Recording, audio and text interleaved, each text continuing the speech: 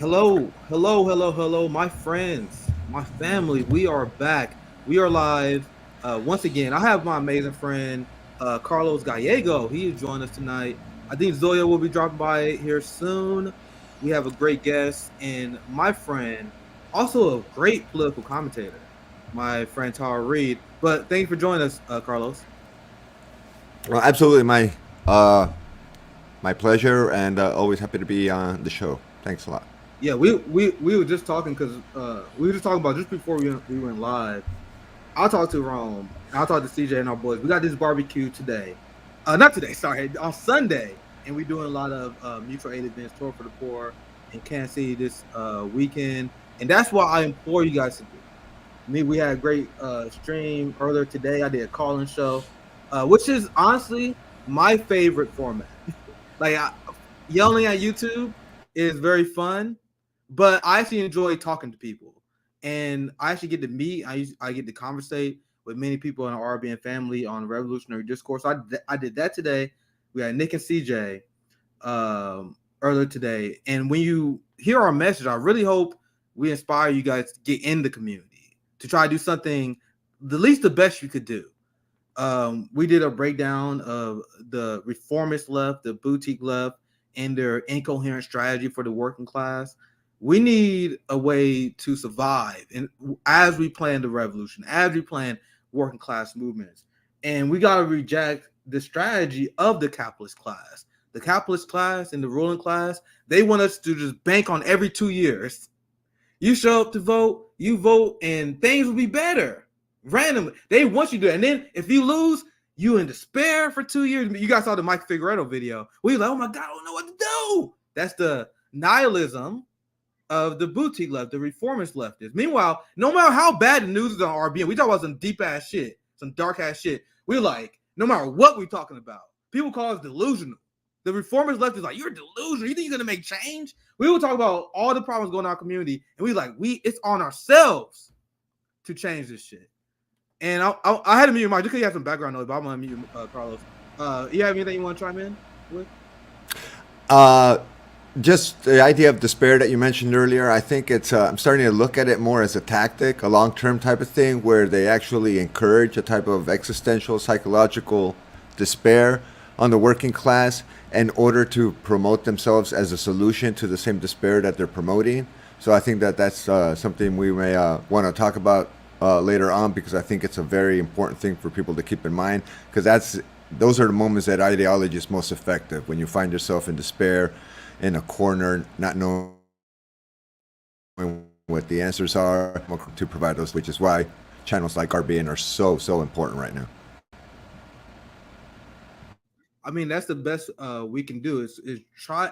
Like, unfortunately, you gotta fucking radicalize people to action, right? Like, you think CNN headlines are driving people to action? No, our message is planted for a reason. Like, we want you guys to uh understand that this two-party system is not for workers. And then we get this all the time, especially for new people watch. Like, okay, we hear you, but now what? And whenever I hear that, I'm like, got you. That's exactly what we want. We want people to ask, now what? The now what is you. Stop looking at AOC to save you. Stop looking at Bernie Sanders to save you. Stop looking at hell. Stop. Don't even look at us to save you. I get that too. People be like, "What are you doing? What society you're making?" I'm like, "Are you looking for a savior?" I'm a communicator. I'm doing the best I can, but we all need to do the best that we can to improve the movement. Carlos, you have anything you want to add? Now I actually want to get to the first story. If you have anything, if not, we can get on to that. No, that's good. Let's get All on right, to cool. that good story. All right, cool. So I actually did not plan this story, but I was reading this today and I had to report on it. I had to report on it. On RBN, we don't talk about the UK. I haven't done a UK report. I don't know how long. We covered like the UK in uh like how they coordinate with the US in their Cold War. Like Boris Johnson and the UK government is all gung ho for the new Cold War. Now, like you have people in this country that is looking at Joe Biden and our legislative branch that failed, the executive branch that failed. Like people, like once again, don't get me wrong. You guys see my criticisms of the Supreme Court, but the people who think the Supreme Court is our only failed institution, are you guys looking around? Congress like a 15-20% approval rating. That's a failed institution. The executive branch that cannot stop creating war criminals. every member of the executive branch in my lifetime, and I'm just being very generous here, in my lifetime has been a war criminal. So to me, that's all three rogue agencies out of control. I reported on this earlier when we talked about on Call-In and a few segments before. You have Biden, who is historically unpopular. Like 36 approve rating in man month, right there with Donald Trump. But hey, they there to stay. We gotta vote them out, guys. The UK had enough of Boris fucking Johnson, and goddamn, so the cause for him to resign has been intensifying. The entire Tory party has turned on him. Man, and as I dive into the story, because obviously we're American, we're in the United States, I want you guys to frame it with all politics in mind. Can you imagine what you guys saw Donald Trump administration, what he will have to do to get the Republican establishment to turn against him? Do you guys see what it takes for Joe Biden even to get the centrist shit libs to turn against him? Meanwhile, in the UK, they see what Boris Johnson is doing, just like that. So just to sum it up, his administration is plagued with scandals. Boris Johnson is the Gavin Newsom of the UK. Gavin Newsom had a lot of scandals that he survived. There were a lot of shit libs that was like, sorry, not shit libs. That's the funny thing. It wasn't shit libs. There was a lot of progressives. There was a lot of leftists that was like, man, we gotta vote for Gavin Newsom though. Because his recall, man, we can't have a Republican win a recall. But he won his recall because people was pissed off because he put insane, restrictive, well, I wouldn't say insane. He put restrictive COVID policies in place, right? But then he was caught partying, throwing these lavish social events, despite him being a giant lockdown advocate, a giant advocate of lockdowns, giant advocate of harsh COVID policies. Meanwhile, just like Gavin Newsom, just like Nancy Pelosi, he had these lockdown procedures that he implemented on the UK people, and then he decided, no, fuck that shit. I'm the ruling class. You think I'm gonna follow that? You think I'm following that nonsense? Feel free to interrupt anytime you want to, Carlos. I'm just framing the beginning of this story, and you see Gavin Newsom survived his recall despite that. The liberal class, they won't turn against Nancy Pelosi, even though she was she was in the hair salon, getting her nails did, getting that perm, baby. But the point is, the Democrats, they'll implement all these lockdown policies, and they didn't follow it. In the UK, Boris Johnson did the same thing, and it was like,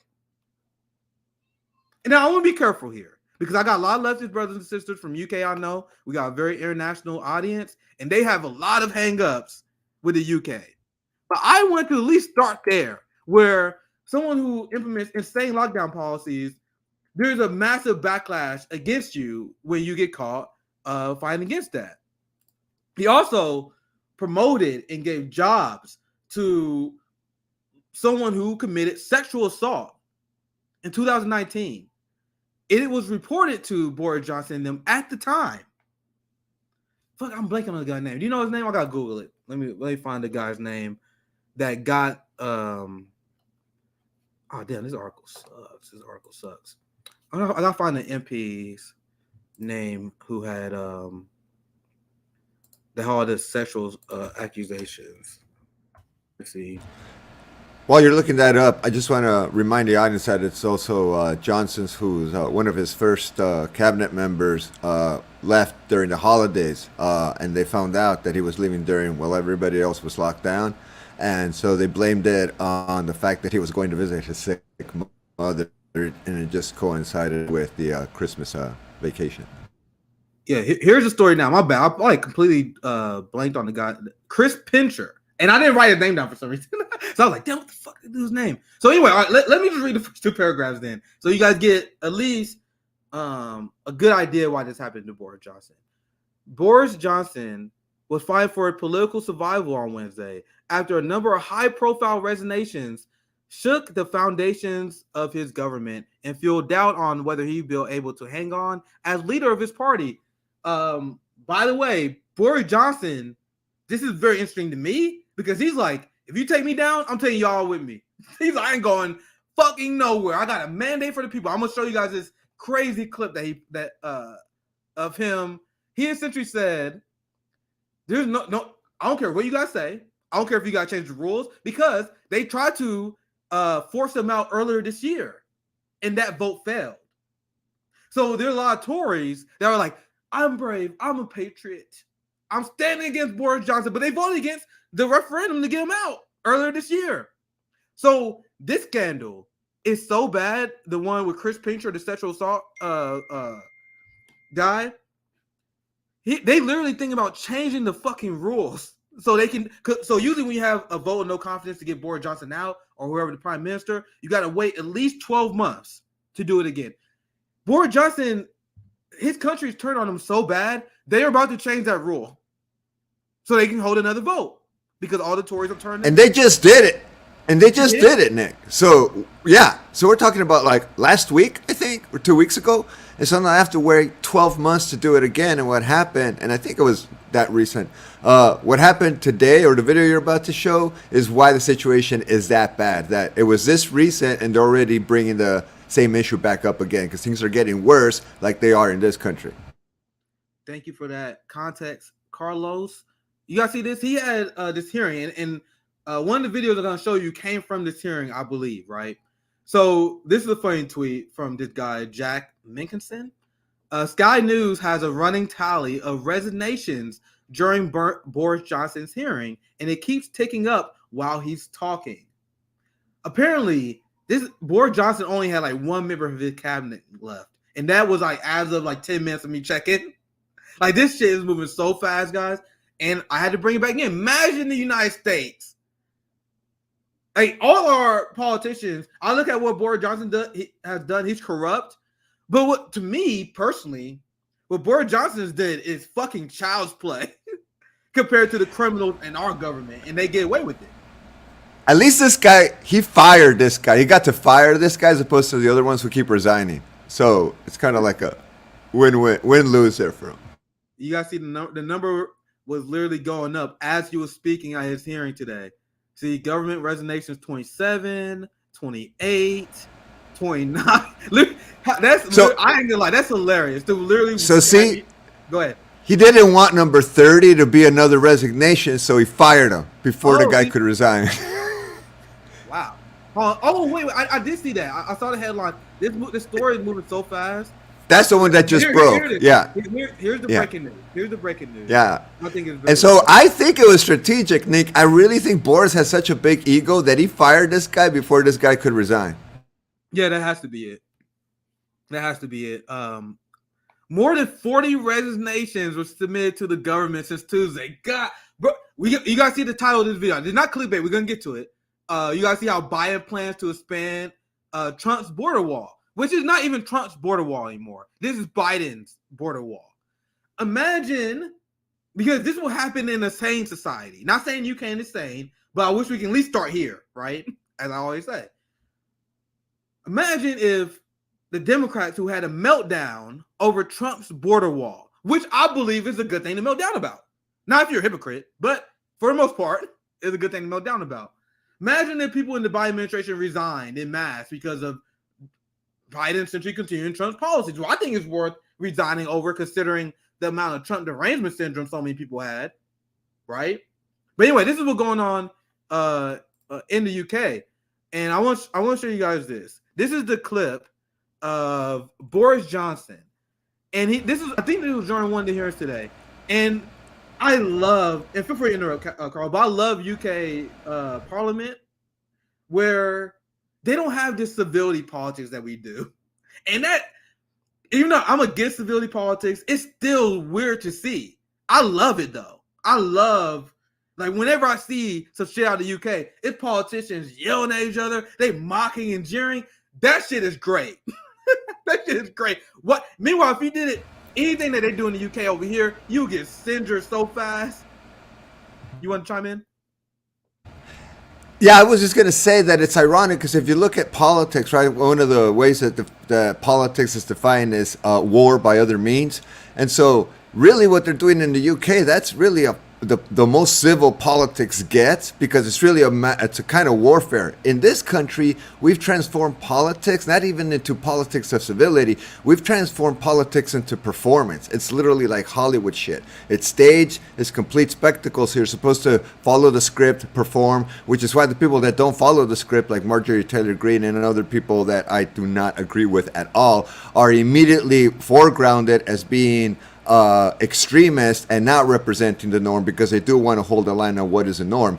In places like England, the norm is, of course, you're supposed to argue and disagree and make that transparent so that the people you're representing know that you're standing the ground in terms of whatever they voted for. Not that that's what's happening in the UK, but that's what's supposed to be happening. I wish we had at least once a month that kind of gut check to the House, to the president, and to the Supreme Court. Just have them come into a room and have other people have at least 1 minute of uninterrupted criticism of whoever's in power. Now I'm gonna show you guys this clip, which I told you guys all this shit connects. This guy, and the reason why I bring up the parliament, because they asked him straight up. I'm gonna let the video speak for itself, but essentially Boris is using the Ukraine war. I don't want to spoil it that much because the video is good.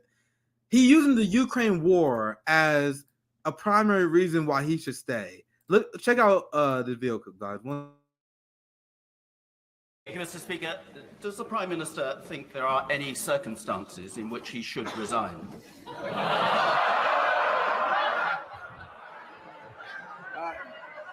I think, Mr. Speaker, clearly, if there were circumstances in which I felt it was impossible for the government to go on and discharge the mandate that we've been given, or if I felt, for instance, that we were being frustrated in our desire to support the Ukrainian people, or over some major point, then I would.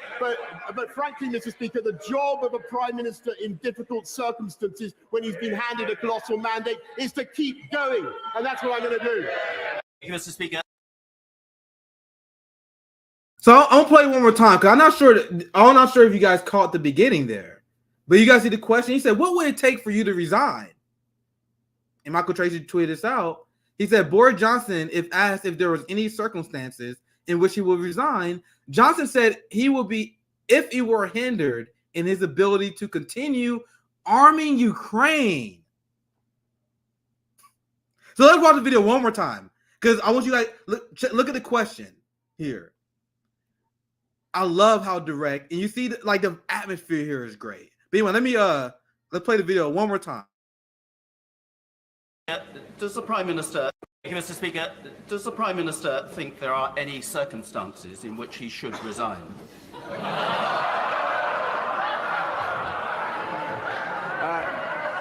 I think, Mr. Speaker, clearly, if there were circumstances in which I felt it was impossible for the government to go on and discharge the mandate that we've been given, or if I felt, for instance, that we were being frustrated in our desire to support the Ukrainian people, or over some major point, then I would. But frankly, Mr. Speaker, the job of a Prime Minister in difficult circumstances when he's been handed a colossal mandate is to keep going, and that's what I'm going to do.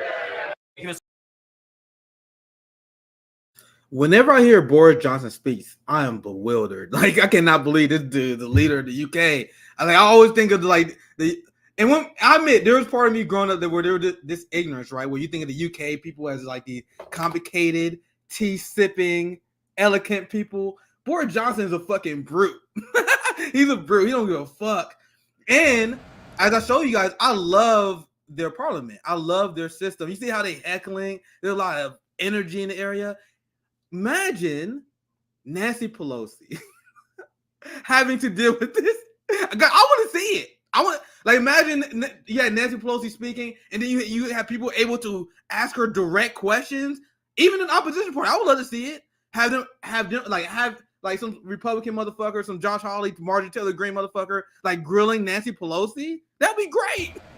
Did you see those kids grill Dianne Feinstein on climate change, where she basically just had they can't even take it from like elementary school kids. Can you imagine real educated adults asking those questions? They'd bail out of the room like they normally do when that shit happens, which is why they never want to confront their constituents. They give their speeches like Kamala Harris gave today in Ohio, Sorry, sorry about the shooting, and I'm out. Thoughts and prayers. We saw Rand Paul destroy Dr. Fauci. I don't like. You guys saw how I feel about Republicans. I don't like none of these people. But imagine if Rand Paul was cross-examining Joe Biden, the guy whose brain's so broken he need to have cue cards in front of him. They'd be like, "Walk forward, stand to the podium. You do that." Imagine he had to do that. That would be great. That'd be great. Now, there's another point I want to make, and we get our special guest in here today. Is that you saw that Boris Johnson brought up Ukraine. Call him Biden Johnson. That's a good nickname, Nick. Way to go, Biden Johnson. I was about to say the same thing, but that's not accurate. With all of Boris Johnson's problems, and they all corrupt, the Tory party is horrific in the UK. You guys realize the Tories are to the left of the Democratic Party? Boris Johnson is to the left of the Democratic Party. Like, they support single payer. They're Tories that want they implement policies that privatize a lot of their system, but you're not touching that shit. like whenever I hear Tories speak about healthcare, and what the Labor Party would say is that Tories say good things when they do bad things behind the scene, but even that says a lot. They can't even say shit like, "I don't believe we should have universal healthcare."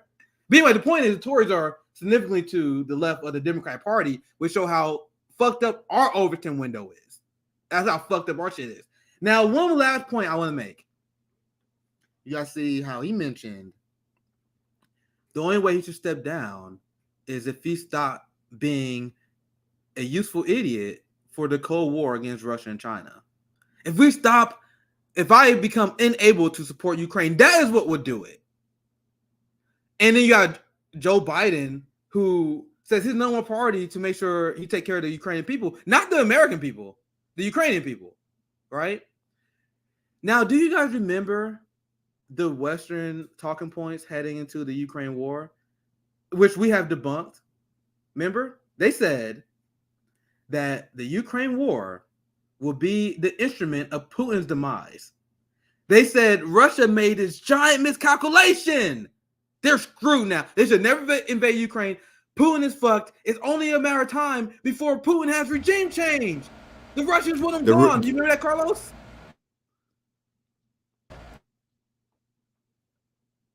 Yeah, you froze up a little bit. But anyway, you guys remember. They said sorry. The ruble was gonna collapse. Yeah. Remember that? It was supposed to dive. Yeah. And now it's like number one currency. It was such a blunder, according to New York Times, Washington Post. Meanwhile, let's look at the status of the leaders of the West. You have Putin, who has an 80% approval rating, compared to Joe Biden's 36%. You have Joe Biden and Kamala Harris, who are historically the least popular presidents and vice president in modern American history. Democrats are in trouble heading to 2022. Americans' perceptions on this war is negative on Joe Biden. I think it's only like 1 out of 3 Americans support Biden's handling of the Ukraine war. So that's in the United States. In the UK, you have Boris Johnson that is about to be forced out of government. And look at France. Emmanuel Macron lost his majority. Emmanuel Macron is faced with protests and opposition every single day. So isn't it funny how they say this Ukraine-Russian war is going to be the downfall of Vladimir Putin? Meanwhile, it seems like ever since the start of the Ukraine war, in this proxy war, the West leaders are falling. The people are turning against them. Isn't that funny? Carlos, go ahead. I'm sorry. I was just going to say that it's the hubris of NATO, of European nations, and the United States in relationship to underestimating the power of previously imperialized countries, which is called the Global South and Asia. They underestimated the role that those countries would play, and now they're paying a price for it. Well said. Well said. We have a special guest star. Let me know whenever you're ready. I know we may be starting a little. Whenever you're ready, just let me know. Give me a thumbs up. Tara, I think she's good, right? All right, nice. So I think that's a great way to wrap that segment. I at least wanted to talk about the UK, especially with this Boris thing. Crazy. And then with all the criticisms that we have of the UK state, look at how they're handling this compared to the United States. Boris is fucked, man. But our next guest we have coming on is a major friend of the show. We have Tara Reid that's coming on, and Tara Reid is much more than just a person who had credible accusations against Joe Biden. She does great work. Like, she got a great channel. She knows a lot about foreign policy, political work. I'm very impressed with your knowledge. So I'm glad to have you join us, Tara. Thank you for joining us. No, thank you. I was having a really good time listening to you talk about Boris Johnson. Do you have a take on that? Because I know this is still developing. Do you have anything you want to add? Yeah, absolutely. I think he'll be gone by the weekend. That's my prediction. If next week. And I think what you were saying earlier, regime change that the West kept talking about in Russia is happening to them. So maybe it's just sweet karma. It's like, boom, boom. I'm loving what's happening. I am loving what's happening. And we spoke a lot of foreign policy on the anti-imperialist summit. You joined me and Caleb Mopp, and we had Craig Posse. That was a great panel. I think a lot of people don't know, Tara, you have a YouTube channel as well. You do a lot of great live streams. Just to get started, like, what got you interested in having your own channel? Like, and one thing, you got great analysis. So you want to talk about how that got started before we dive into some more topics here? Sure. Yeah. Real briefly, I have a podcast called The Politics of Survival that was just an audio podcast. And then when the censoring happened, because RT was producing it, and it was my conception, and I was really happy about it. He moved forward. Are you hearing me okay? Or is the audio kind of weird? I'm kind of getting an echo here. Is that good? I don't hear the echo. Hopefully we can get it fixed. Okay, cool. So I was, I was always interested in political science and international relations, and then, of course, in law school I studied international law, and I've always had an interest in it. So, I'm more than just the person that came forward about Joe Biden. There was a reason why I was in that field anyway. I was very interested in all of it. And what's been really great is it's been allowing me to move forward, because obviously there's not going to be a whole lot of justice, for what I went through in 2019, 2020 coming forward, or just in general, what happened when I worked for Joe Biden and I was assaulted. So unless they do a congressional investigation into his, basically, in my opinion, his money laundering in Ukraine, or boom, sorry, but that's my opinion. So, and then, I think it's just the elites, like, money laundering basically. And we're all just tax paying their little folly and adventure and their proxy war against Russia. So what it helped me do is just get my voice back and move forward. So when my podcast was pulled down, I got censored from Spotify and Google. And RT's censored now completely. I decided to go independent, and Independent News Network, Indy, and Reef were nice enough to volunteer to help me, because I don't know the tech stuff, and they've been helping me do the audio visual, the streaming, which I'm learning, but it's it's hard to. It took me a long time to be decent. Like, I'm not even anywhere near good at doing this yet. So it's been a long process, but yeah, it's my sympathies too, Tara. Yeah, well, I'm really getting the tech, and it was really nice to be welcomed by Rockfin and by Rumble. Like, they both gave me channels, and Odyssey as well. And YouTube's pulled down some of my. 2 weeks ago, they pulled down all my videos, and then I appealed and got them all back up again, except for one, which ironically was on censorship. And they pulled that down permanently. And I was like, okay, so we're just not going to have that censorship video up, I guess. So yeah, so YouTube's kind of trippy. So I'm not even monetized, and they were pulling down my stuff. So it's just bizarre. And I know their angle is. That's how you know. That's how you know. It's unfortunate to say, but that's how you know they're keeping tabs on you. And that's the regime that we live in. And I apologize, but I forgot to play this clip that's very important to the last story. But since you've been paying attention, I think you enjoy this. So okay. I forgot this part. So I'm gonna add this part of the story, right? So you have all these Tories that are coming out against Boris Johnson. Yeah. Are they doing it out of principle?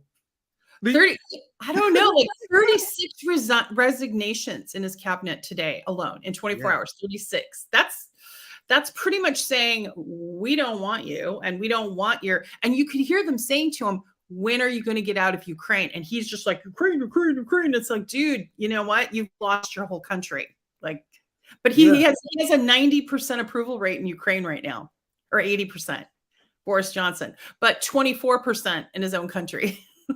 So maybe Boris Johnson and Biden are the dream ticket for Ukraine if it ever becomes a There you have it. That's a good one. I really like that. So we all know these politicians are just playing games, right? Yeah. So they had the vote of no confidence trying to get rid of Boris Johnson a few weeks ago that failed. And now you got the Tories coming out now because the public pressure is intense. So I'm not sure. I don't actually know this guy because I'm not super proficient in UK politics, but this is someone who's sympathetic to Labour, explaining what is actually going on. And as someone who's learning more about UK politics, I found it very entertaining. So don't think for 1 second. That's why I was trying to be careful with my language, because yes, the Tories are coming out against Boris Johnson. Yes, that would never happen in the United States, but they're not doing it out of the kindness of their hearts. I'll allow this guy to explain. Just 1 second. These people put Boris Johnson in power. They propped him up. They went along with all his disastrous policies, from the unnecessary mass deaths, the corruption, the terrible collapse in living standards. That now these people being portrayed as courageous, as principled, but they're just opportunists. I'll give you an example. Sajid Javid just resigned, declared on national television just 1 month ago he had full confidence in Boris Johnson. Rishi Sunak, back in 2019, do you know what the joint article he wrote with Oliver Dowden, also resigned? The Tories in deep peril. Only Boris Johnson can save us. Will Quince, you just had him on, announced last month, I continue to back Boris Johnson. Bim Afalami, went to university with him. Well, lauded for resigning on national television, swooned over Boris Johnson in his endorsement video in 2019. Robert Halfon, last week, said changing the rules to get rid of Boris Johnson would be Maoist. Lee Anderson, another Tory MP, said it would be a witch hunt. These people put him in power. They put him in power. They're responsible for his policies, and now they know it's all come crashing down, so they're rats deserting a ship, and they deserve to drown with a Who, now, I'm passing to you guys. Who did this remind you of? The guy, the person that Robert Reich endorsed for president, Liz Cheney. So that's literally Liz Cheney, where she's like, I'm against Trump. Trump is ruining the Republican Party. Meanwhile, she votes with him like 92% of the time. Right. Carlos, Nancy Pelosi, right? AOC said she was gonna do all this, and be the progressive way, and she votes for Nancy Pelosi every single vote, or she abstains. Yeah, this is a calculated divorce where you're basically making a risk analysis about your own political career and saying, I need to amputate my relationship to this person because they've become toxic and they might compromise my future political career. It has nothing to do with improving the country. It has nothing to do with serving the people. But it's the opposite of what we saw here with Trump, right? With Trump, the GOP had a really hard time abandoning, so much so that he reshaped the party. But now in the primaries, we're seeing the kind of like the slide of that influence. Although a lot of people are still saying that if he runs against Biden in the 24, he's going to win easily. Well said. I want to now transition to our main story. The title is not clickbait. Let's get to the main story now. If you vote for the Democratic Party, I've said this many times, you enable white supremacy. That is the message coming out of Revolutionary Blackout that makes a lot of people, especially white progressives, uncomfortable because they've been used to being white saviors, where they can come out and speak for us. Yeah, we all got to vote for Jim Crow Joe because we got to protect minorities. I don't know their fucking argument. We got to vote for Jim Crow Joe because we have kids in cages. Trump is abusing Title 42 and illegally expelling migrants who have the legal right to seek asylum. You guys realize that was the rhetoric that made people call Trump a fascist. Like Trump had a lot of bad policies, but it was the whole build the wall, build that wall, build that wall. That is what made people call him a fascist. But Tara, I know you want to chime in. Do you want to chime in? No, I just said blue no matter who. That was the that was the mantra. and they're doing again, but now they're just replacing it with, Roe v. Wade. Now they're saying you have to vote for Democrat. I can't believe they raised 80 million though. It makes me mad. Like $80 million the Democrats raised right after the Roe v. Wade verdict. And it's like, what are they doing? They're not doing anything. And they could have codified it back with, if it was going to be codified by the Dems, it would have been done by Obama, and it wasn't. So they're lying. They're using it to fundraise. That argument, and I'll pass it right to you, Carlos, if you want to chime in. That argument is exactly why me and CJ and RBN are telling you guys to leave the Democratic Party. $80 million going to this party that is going to do nothing. Imagine, and we keep saying this, imagine $80 million going to our community through mutual aid, through Tour for the Poor, these kind of things. Instead, people are donating to Democrats, and people wonder why we have the message we have. It's not to be edgy. It's because the left has no revolutionary discipline. We have no idea as a unit how to spend our resources, how to deploy our manpower. We are misled by boutique leftists, like the one we broke down earlier at the Majority Report, for example. So because of this, the left has no functional resistance. But sorry, Carlos, you want to chime in before I move on? All I wanted to say is that I think immigration reform is going to come up, and DACA is going to come up against the court. So this is going to be another opportunity where they've extended Title 42. They're building the wall. They're finishing off. I sent you a couple of DM articles on that. So Biden is finishing the Trump project in every sense when it comes to immigration. Kids are still in cages, and they're not doing anything about it. But once the Supreme Court rules that DACA is no good, which I assume they're going to do, the Democrats are going to do the same thing they did around Roe versus Wade. They're going to rally people against the lack of humanitarian empathy towards immigrants coming in from countries that the United States has some kind of direct impact in affecting. So at the end of the day, these crises that the Democrats help manufacture are the same ones that they campaign on. So it's a revolving door, regardless of the issue and regardless of whether it's resolved. It's just like we just watched the commentary over what's happening in England. It's not about resolving the issues. It's about making sure that the issues continue to be issues in order to campaign off of them. So it's almost like both parties are, and they are in many ways, in cahoots about whether or not these issues are going to get absolutely resolved, which is why nobody until Trump was issuing executive orders like, let's cancel student debt. Let's do it right now, because they could. Well said, Carlos. Before we move on to and continue the story, this is our main story today. I want to introduce my great friend, the powerful, the amazing Zoya is Love. Zoya is Life. You guys know her. She co-founded 10 Demands with me, friend of the show. Made the amazing thumbnail that you guys see on this video today. We love you, Zoya. How you doing, my friend? I'm great. Thank you for having me. Hi, Tara. Hi, Carlos. So good to be on with you. Yeah, it's good to see you.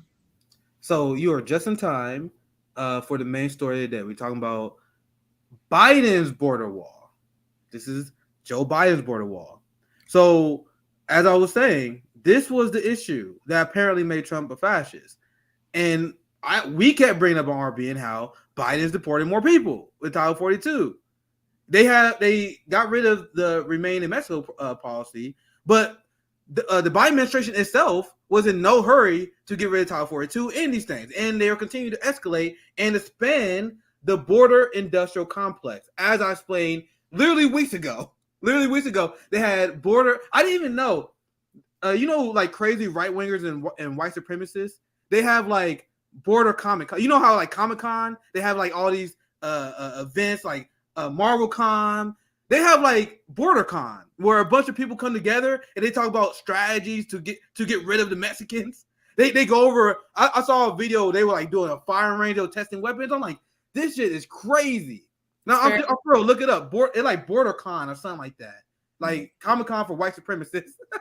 And that's where they were saying during this event, they was like, we can't believe how great Biden has been. Like, and they was like, yo, Biden is giving us more weapons. We got new tools. They got robot dogs they're about to deploy on the border, which is new technology that people at the Border Con, they were super excited to present. But Tara, do you want to chime in before I move on? No, I mean, I did want to, I had a question for you all, because I don't know the answer. Has Biden ever been to the border since he took office? Nope. Or Kamala? Nope. I'm pretty confident saying that. I think I would know. AOC has not done another photo op stopping or anything? Nope. AOC hasn't gone back since the cage photo shoot. Since the sobbing, yeah. Okay. Yeah, meanwhile, in UK, she was crocodile tears. Yeah. So, and I'm sorry, but like there was no sincerity there. If there was any sincerity, there would have been follow-up, and there was none. So I was just curious. That's stunning. He's not been to the border, even when they had the border patrols that were being physically abusive and whipping and doing all that. That's he did not. Okay. Yeah, that's a damning. He never went. Go ahead, Carlos. I'm just saying he hasn't gone back, and now you can see the effect of not maintaining that consistency, Tara. And I think that's a key word. Consistency is what the Democratic Party lacks. They're basically just reactionary. They react to whatever issue is the current flavor of the day, and they're not consistent in following through with things that they promised a month ago, a year ago, a week ago. And lacking that consistency, what allows for relationships to fall apart. And the relationship with Mexico right now is on really thin ice, because Mexico is calling out the United States on Assange and saying, like, if you prosecute him, because Mexico's saying we'll take him, but if you extradite him and execute him as you plan to do in the United States, or to give him a life sentence, then you're the last country that can come out and claim humanitarian abuses from other countries, because you're leading the way. You can't even call out Mexico anymore in our relationship with journalists, which is horrific rather, but you can't be the person that does that, right? Let the first person who throws a stone, etc. You're not that. AMLO just recently said, he said, if the United States prosecutes Julian Assange, they might as well give back the Statue of Liberty. Damn, AMLO's been base as hell. Let me get to some headlines now. I'm gonna pass it to the panel because I want to get to the main story. This is what I was mentioning earlier. Title 42 is a failure, yet still dominates U.S. border policy. Do you guys see the date on this, June 24th, 2022? You would think AOC would at least tweet about this. You would think she would at least show up, like Tara said. I think this is a damning fact. It's one of them things that if you are to my right, which is okay, if you to my right, you don't agree with my assessment of AOC, this should have been a thing. Like any rational person, like, damn, she posed for kids in cages under Donald Trump, but not Biden. What is that? And then she just recently said, despite this headline and the headlines I'm about to continue to read you, she just said, I think Biden is doing a good job. Remember that video where that CNN host was asking AOC to endorse Biden? She didn't endorse him, but she said she's doing a good job with this policy. Go ahead, Carlos. I was going to ask you, Nick, I don't think she even tweeted about that. So let's not push too far and ask her to go down and visit the border and talk to people. Let's just wonder if she took the 5 minutes on her phone or keyboard and tweeted about it, because I don't remember hearing her criticizing Biden by extending the program even via tweet. This is true. I just saw it come on the corner of my eye. People are waking up after Roe v. Wade. Dude, I saw this tweet today. I have it saved. I'm gonna show you guys this because I think it's on top. I think it's on topic. And let me show you guys this because it is true. Like even like shit libs like Deborah Messing realized they were being used as useful idiots. And like if you lose Deborah Messing, holy shit. I literally barely knew who she was because she has me blocked. I'm like one of the many people like she preemptively blocked. But like people will send me like screenshots of shit she say, and she like the biggest Democratic Party insider bootlicker ever. If you lose her, holy shit. And now look at this tweet. People are starting to figure it out, and it's very interesting. This guy writes for the Slate, senior writer at Slate. Look how out of touch these people are. But they still reaching the conclusion. If 2 weeks ago you had told me that Biden's response to Roe's reversal would have been this feckless and torpid and pathetic, I wouldn't have believed you.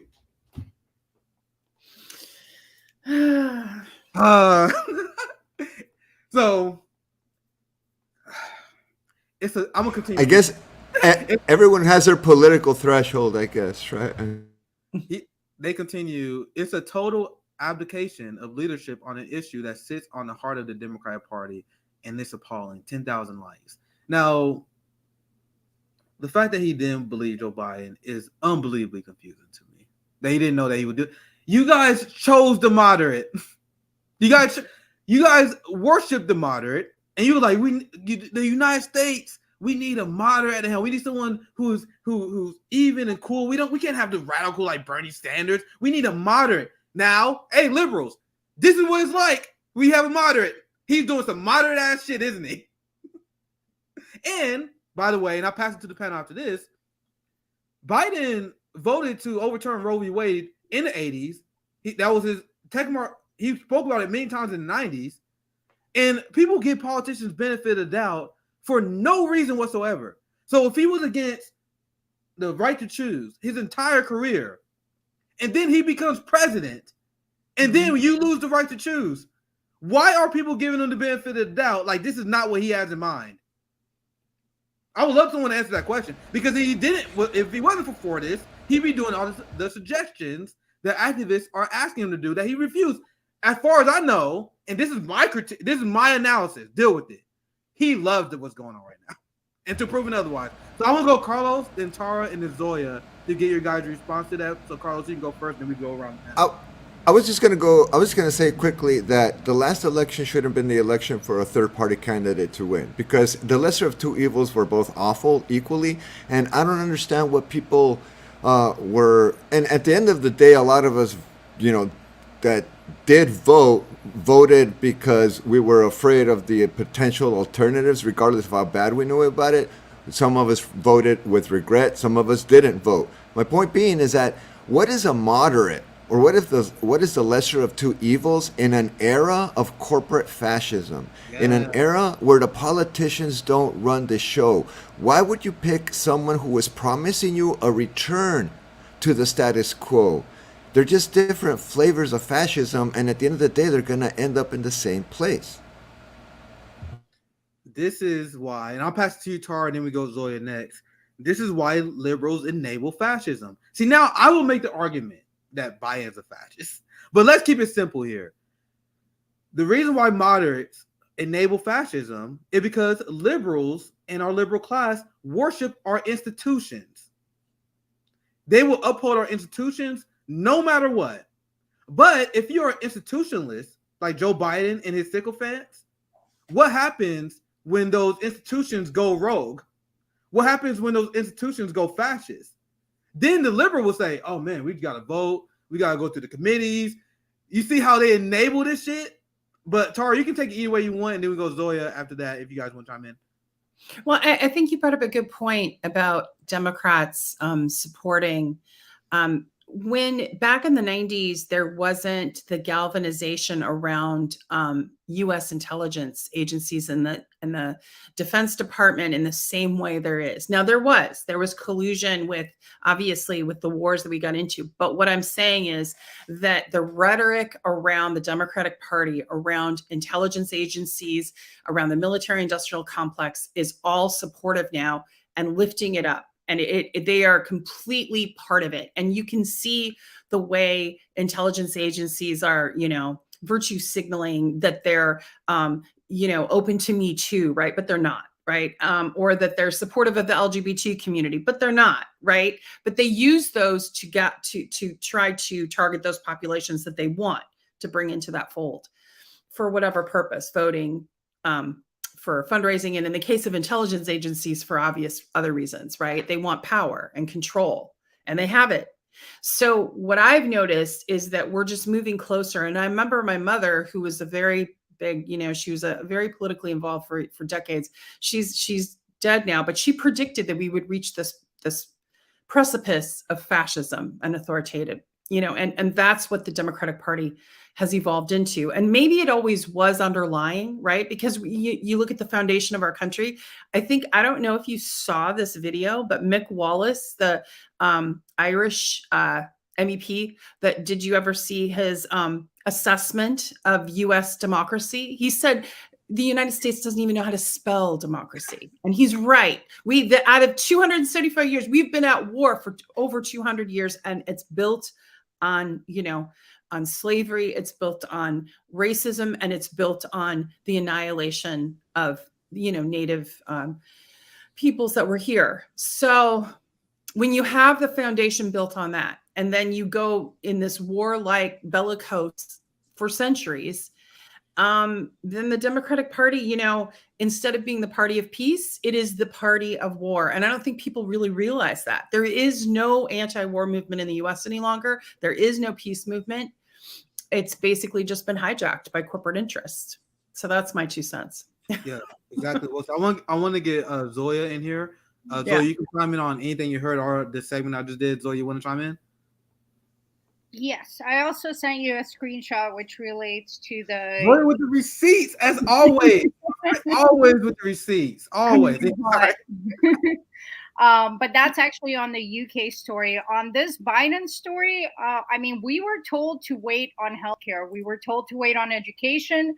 We were told to wait on justice, to wait on housing, to wait on everything that impacts our survival, while the liberals shamed us, using the kids in cages as a reason to support this war criminal. Now there's no pushback on the crisis at the border, on the kids being permanently traumatized and abused, on the record ICE detentions and deportations. And the cherry on the cake is Biden is building Trump's wall. And the only thing I see the liberals raging about is the abortion issue. Everything else they have absolute amnesia on. So the wall gets built, the wall that was being built under Obama, the wall that continued to be built under Trump, continued to be built under Biden. And this is how the establishment operates. Whatever their agenda is, ultimately they fulfill it while totally distracting us with this red versus blue game. And just imagine if you were some dictator or part of the ruling class and you wanted to do nefarious things, but you didn't want anybody to come after you for doing them, then you would create this distraction, these two factions that are constantly fighting, and it's constantly the most important election of our lifetime to save democracy. And that way, people are pointing fingers at one side or the other, but never noticing who's pulling the puppet strings. But Zoya, you know what? Did you hear in the last rhetoric from the White House, they dropped the saving democracy and have now said they're saving the liberal world order. And I was like, oh, that's scary. Like, what I've noticed? What does that mean? The thing I've noticed about that is that as soon as that got so much negative attention, like, wow, that sounds extremely fascist, they stopped saying it. No one said it. They taking it off the press. It's not like this because they came out as like it was a ministry of truth. Now you have this liberal world order. It's like, what the fuck did he just say? And it's like, shut the fuck up. That's just for the meetings, you idiot. You don't say that on the. I got really nervous. It's my first time on TV. That's really how that came across. Like, this guy said the wrong talking point from the meeting on air. Well, the liberal world order just is the reason why Ukraine. It's like, what the hell does that mean? And what's the liberal world order? It's like, shut up. Back to John. It's like, that's the shit they do now. That's how they handle it. Remember when me and CJ was breaking down propaganda? We told you guys, I read an article about from the opposition talking about their reaction to the Colombian elections, and I'll show you guys his unhinged talking points. But those are the talking points of the empire. And the reason why that guy got that job is because he's the best at producing U.S. empire talking points. That guy who said that shit about the liberal world order, they done with that motherfucker. He fucked up. Like, you're not allowed to say some shit that get you roasted that bad. He said the quiet part out loud. Because at first they used to, like Carlos said, I love your point.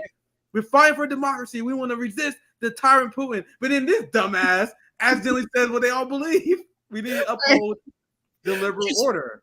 What happens at the retreat stays at the retreat, dude. Just out loud. Yeah. Camp David is confidential. Let me explain to you guys the liberal world order, right? Okay. That's the order that's the order that is prosecuting and waging a war against Julian Assange and free press. Germany just sentenced someone who's been speaking out against the Ukrainian war for 3 years. Mm-hmm. You had Saudi Arabia executing journalists, and they escalated their attack on anyone who's critical of the regime ever since it was shown that the Biden administration won't do anything about it. So Biden enabled him. And then you have Israel, who just killed Shireen Abdul-Akleh, one of the most prominent Palestinian journalists. This is the liberal rules-based order. If you speak out against us, we will kill you. Are we clear? Now you guys see why I'm U.S. bad? U.S. bad is the only politics that makes sense. So I'm going to move on to a few other points on this main story. Then I'll get your guys' take on that. So here's some more info because this has been making headlines today. Like Biden to finish Trump border wall. That's making the big headlines. That is what we're covering. But before we get to that big headline, we're getting there. I know we're 55 minutes in. Before we get to that big headline, I'm going to show you guys that this is not anything new. This is just they report on the story again. We have been reporting on the story ever since we had a network on how Biden is continuing Trump border wall. This is from 2 months ago. This is from The Nation. So this is why it's unforgivable that people like AOC is silent on this. It's unforgivable that people who was against the kids in cages are silent on this because you can find this shit in mainstream media. I know they see it. I know you see this shit. I'm showing you guys mainstream outlets because this info is available to everybody. So since we know this info is available to everyone, if you are supporting this party after this, when you know this, you are choosing to enable white supremacy. Under Biden, this headline says, the border wall is more powerful than ever. Officials continue to promote a border wall system that's increasingly profitable and more than ever, like something out of a science fiction movie. Remember BorderCon? I literally did not know that existed till like April this year when I did that story. Like, because I'm a big nerd. I like comics. I've never been to Comic-Con, but it seems fun, right? They had it was that, but for white supremacy. I wonder if I can find it. I remember I showed the website. I'm gonna see if I can find it later. But you see them, they all getting together. They're so happy to talk about their plans, tested through the equipment. They were showing around the robot dog. It's crazy. Now, this is Gritty, a friend of the show. Shouldn't we be calling it Biden's border wall? That's exactly what I've been saying. Look at this. October 2021. So I cannot emphasize enough that this is not new. Biden promised to halt building Trump's border wall, but new construction has begun. And I reported on this October last year. And I remember the excuses liberals have, like, oh man, this thing take time. Come on, man. Come on. Of course you don't want to build the wall. Of course, there's processes you gotta go through. That I swear I heard that. Another headline, April this year. After pledging not to build up Trump's border wall, Biden's intentions remain unclear. Another headline. Because he's unclear. But anyway. Absolutely. Biden's latest border move spurs criticism. Not enough. Not from the right people. That he's continuing wall construction. February of this year.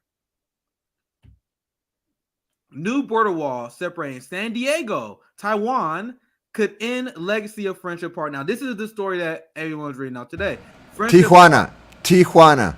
Sorry. I'm glad we have Taiwan will be a month from now, I think. Yeah, we're heading there. Definitely. Sullivan will take us into China. Watch that. Yeah. But back to Tijuana. And this is the final headline I'll read and I'll pass it to you guys. We're going to reverse order this. I'll do Zoya, Tara, and Carlos. But the last headline here, Biden administration to finish Trump border wall. To finish. So you see how the media, this Daily Cause, they're a shit-lib outlet, right? They are still calling it the Trump border wall. And like Gritty say here, why is it the Trump border wall? Motherfucker, Biden built more of it. Maybe I didn't fact check that part, but I'm pretty sure that Biden did. I'll leave that up for fact checking. Let's go Zoya and then Tara and Carlos. You guys can pass if you want, but I would love to hear from you guys before we move on to our next part. Why aren't we calling it the Obama border wall? He built over 100 miles of the border wall without anybody ever saying a peep. He was deporting people at record numbers. He had a Muslim ban, and somehow people have rewritten history, recent history. This has been erased from liberal brains, and it just goes to show you the power of propaganda and the hopelessness of people where they want, either they're too comfortable or they're too scared to really face facts. And I just sent you a clip, Nick, in regards to that. If we could play it, it's super short.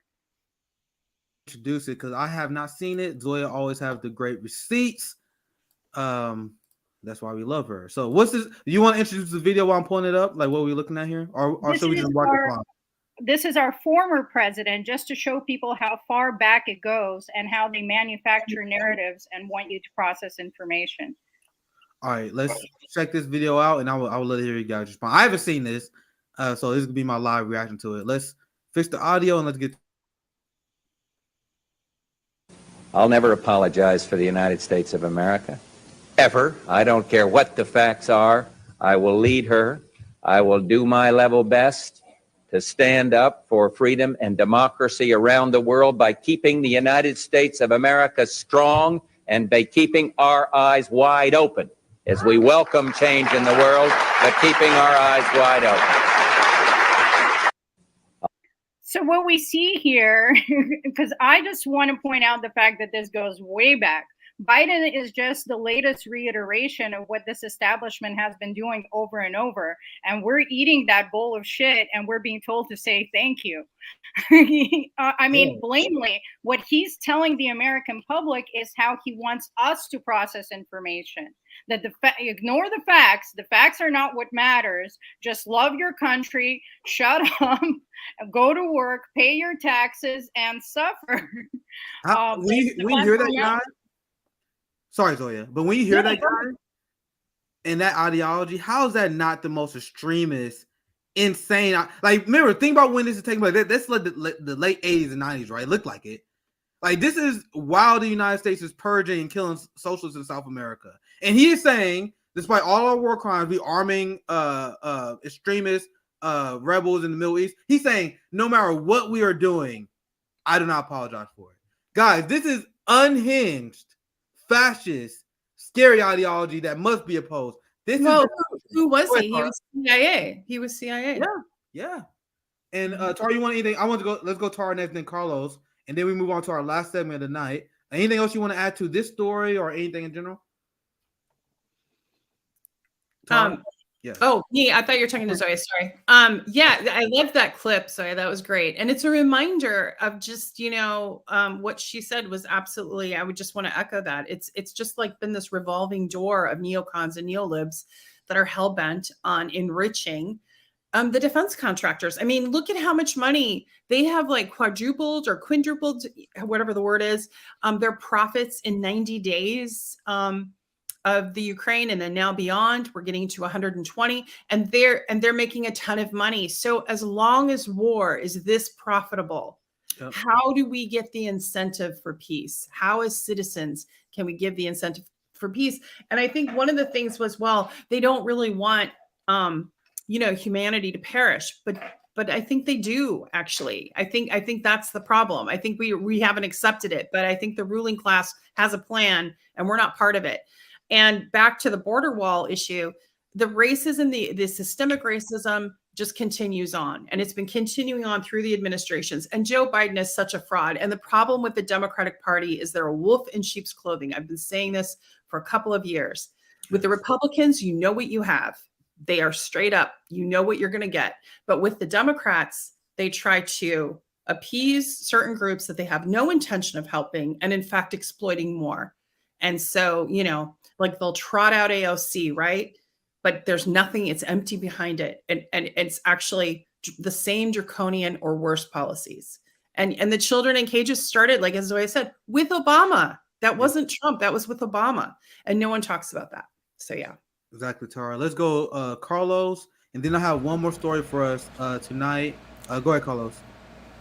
If you don't mind, I just want to kind of connect some of the dots, Nick, in terms of what we've been talking about. You started with the Nation article, and one of the things that I couldn't help but notice with sub-headline is the fact that the reason why people on the right were encouraged by it and happy that Biden is continuing the policy is because it's a profitable industry. So at the end of the day, it's not really a policy that's being passed right now or that's being promoted for the purposes of security, which is what they're claiming, is basically making people a lot of money. And that kind of politics, and I completely agree with what Tara just said, and I talk about this with friends. I have another, as you call me, Nick, a class traitor friend who's also a professor, and we talk about this all the time.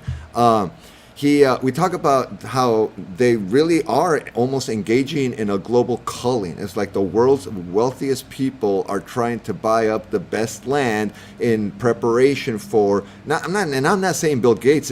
Bill Gates is thinking about his great grandchildren at this point, right? Like what's going to be left for them, and they're trying to create the conditions for them to continue to exist. So what are they telling the rest of us, right? The border wall is profitable. They're not going to say that. They're going to not even talk about it on the Democratic side. So what they do, you're starting to see headlines like why hunger is good for you, why homelessness can be fun.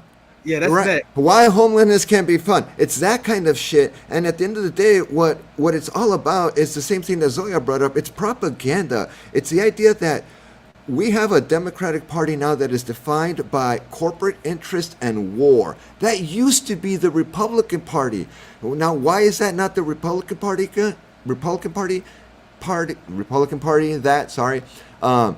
It's because the Republican Party is that plus Christian nationalism straight up. So the Democrats can differentiate themselves on culture politics. That's it.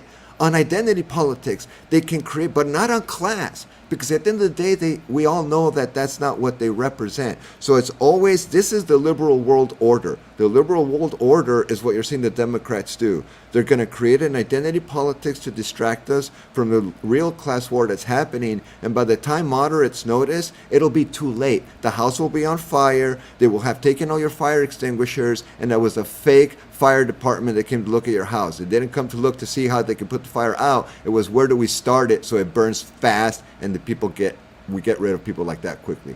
That's what I see happening right now. And Solgato, I don't have that. So if you could send me that link, I'd really appreciate it. Yeah, now you guys see why I say Carlos is an amazing class trader. Anyone in academia willing to speak truth to power, we love to see. So I found a few receipts for you guys before we move on to the next story. This is the Border Security Expo. They held this in March 29th to 30th in San Antonio, Texas, the 15th annual. Annual. So George Bush Jr. was leaving office. They're like, we got to start this Border Security Expo. Look at this crazy shit. Look, this is how they advertised it, right? They said, look forward to seeing you again in 2023. Anyway, look at this. Gain critical insights. Show off your skills. Show off how good you are at hunting those Mexicans. You see how they got, why the fuck are you doing target range practice? Yeah. What is this? What are you training for? Go ahead, Tara. It's just racist. It's horrible racism. It's awful. Yeah. So well, it's like the police department's using black men as target practice too. It's the same thing. Did you know that they're investigating that? I don't know what small town. I can send you the receipt, but they're investigating that in the police department using pictures of black men as basically target practice in the range officially. Gain critical insights at Border Security Expo. You can get the big picture and insights on critical details on the latest challenges of implementing white supremacy. That's essentially what they say. Issues impacting border security, plus get up close and hands-on with the most innovative solutions to implement white supremacy. And back to your point. Go ahead.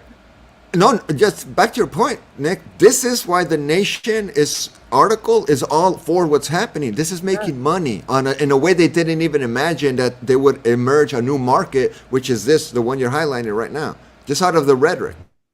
Look at it. Connect with buyers. They're open. Like when they with their friends, they don't have to do propaganda here. They know what this shit is about. Connect with your buyers, man. We all about money flow, with blood money flow.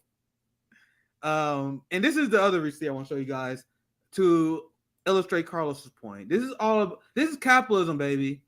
Capitalism relies on exploitation. It relies on state violence to sustain itself. And this is why I said Trump is worse than Biden. This information is readily available.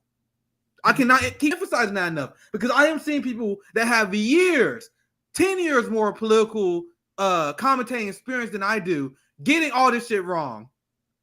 Like when you hear Sam Cedar, Majority Report, TYT pretend that if you want to fight white supremacy, you got to vote for the Democratic Party. That is the message that you guys have been hearing from the white saviors on the left for years now, which is why we had to get our own goddamn platform. Because we was tired of white saviors speaking for us and not understanding what this shit actually is. And I explained this tweet. Joe Biden is worse than Trump. Biden is literally expanding all his worst actions. And this is the border industrial complex that he expanded. And I'm going to read this headline. Sorry, this passage. Now they talking about the expo. I mean, this is the expo they talking about. Just the day before the expo opened. So they had this expo. Before it opens, Biden administration put out its fiscal 2023 budget, which proposed $97 billion for the DHS. $97.3 billion. That's $300 million. That's a lot. Maybe I shouldn't cut that part. 97.3 billion for the DHS, the agency's largest in its 2 decades history. Wow. Right before the expo. And that's why I said during the expo, they was like, this is unbelievable. He's not the far left president that I listen to on Sean Hannity. Mm-hmm. Right? The reason I say that, who do you think these people are listening to? Like the kind of person that go to a border expo, they're not fucking watching anything moderate. But anyway, the custom. Well, I think you're going to have some government people there that are not going to advertise themselves as being government officials, but are going to be there as, staffers, right? You don't have to identify yourself as necessarily a representative. And suddenly you're making connections, and those are the buyers down the road. So it's like a revolving door. They're all in it. It's like a mob, but not as entertaining. Well said, Carlos. The custom and border protection part of that, $17.5 billion, will be the most money that agency has ever received. This is Joe Biden. Nearly $1.5 billion more than just last year.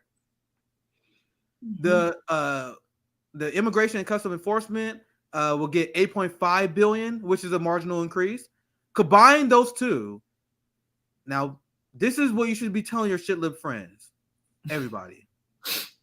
That $26 billion will be the highest sum ever dedicated to border and immigration enforcement. Significantly more, $6 billion more than the Trump administration started off with in 2017. Mm-hmm. But tell me more about how you got this amazing conscience because you're standing for me. Susan is standing for me for voting for Joe Biden. Susan is standing for Carlos, his community, for voting for this. This is what liberals really believe. But Carlos, I think you want to chime in? I'm really angry because what was the thing that brought the squad together as a squad beyond the fact that they all identify as women? Well, I think there's one male. I think isn't there a couple of male members of Congress that are part of the squad? I forget. Rokana? Isn't Rokana part of the squad? I think they're adopting new ones, but the original 4, right? Like when they first started out, who are the original 4? Boys, and they were going to push back, and they were going to do. It was just. But they were all right. They could all identify with an immigrant background. They could all identify with a racial background. They could identify with some kind of intersectional way of being oppressed, which allowed them to have access to different constituents. I haven't heard one of them complain about the fact that ICE and Border Patrol and Customs have had the largest increase to their budget ever. Not one, even a tweet about that. No. No, and I mean their votes are reflecting opposite of what their rhetoric was. So if you look at their history of votes, and they voted for Ukraine, all of them, I think, except for one, and I forget who. I think it was a Republican, right? I thought all the Democrats voted for the funding. Who was it? I think wasn't the Republican. Am I wrong here? I thought the Republican was the only person who opposed Ukraine. 22 Republicans opposed, but there was one member of the squad, and I'm blanking. Zoya, do you remember who voted against it? Who did not vote for it? I want to look at chat. Hey, we got a small community. If you guys know, chat, let us know. Go ahead, Tara. Yeah. Put it in the chat. But I know there was one. And otherwise, it's just been like a blank check to Ukraine. Like, here, go, whatever. And so the immigration money is just passing through kind of unnoticed because everyone's attention is like, it's like, look over here. And then all this other stuff's going down. Exactly. Especially robotic dogs. I mean, what are they doing with robotic dogs? What is that? Like, what? That's just money, baby. They got it. That's just money. That's all. They need. That's another way they can make money. All right. I'm trying to No, I figure can out tell you, being from there, I can tell you what they're. It's actually extremely. I mean, talk about war crimes. The robotic dogs are basically, and they're going to use this on civilian people in urban areas down the road. So just start educating yourself on what these robotic Yeah, the dogs are police have doing. already They're tested them.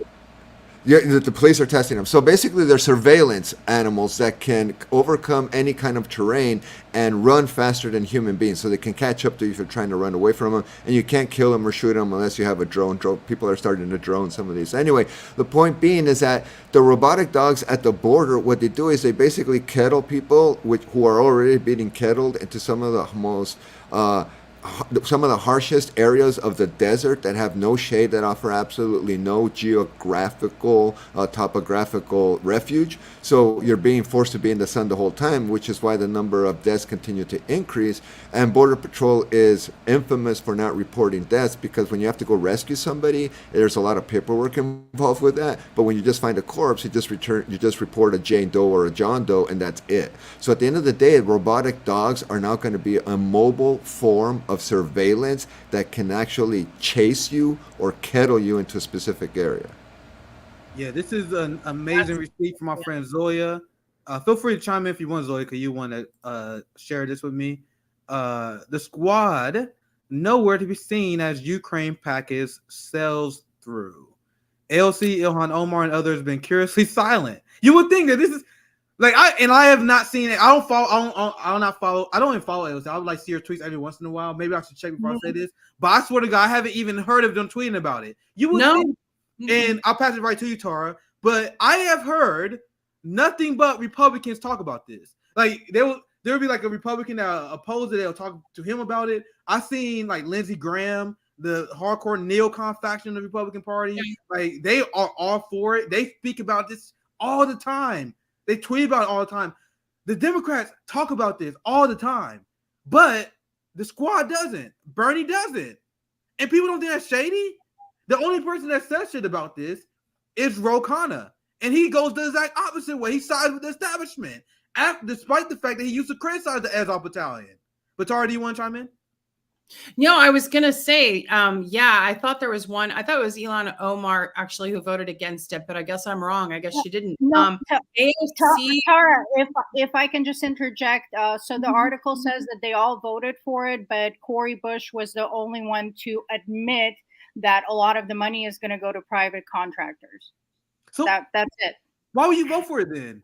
It's a money laundering scheme. I mean, it's $54 billion that could have been used here. And then last week, another 800 million. And then of course, whatever NATO's sending and the European nations. And they were already having it show up. I don't know if you saw some of the things on my stream, but they've already had it show up. Like a Ukrainian official got caught at the border of Hungary with $20 million of US dollars in suitcases.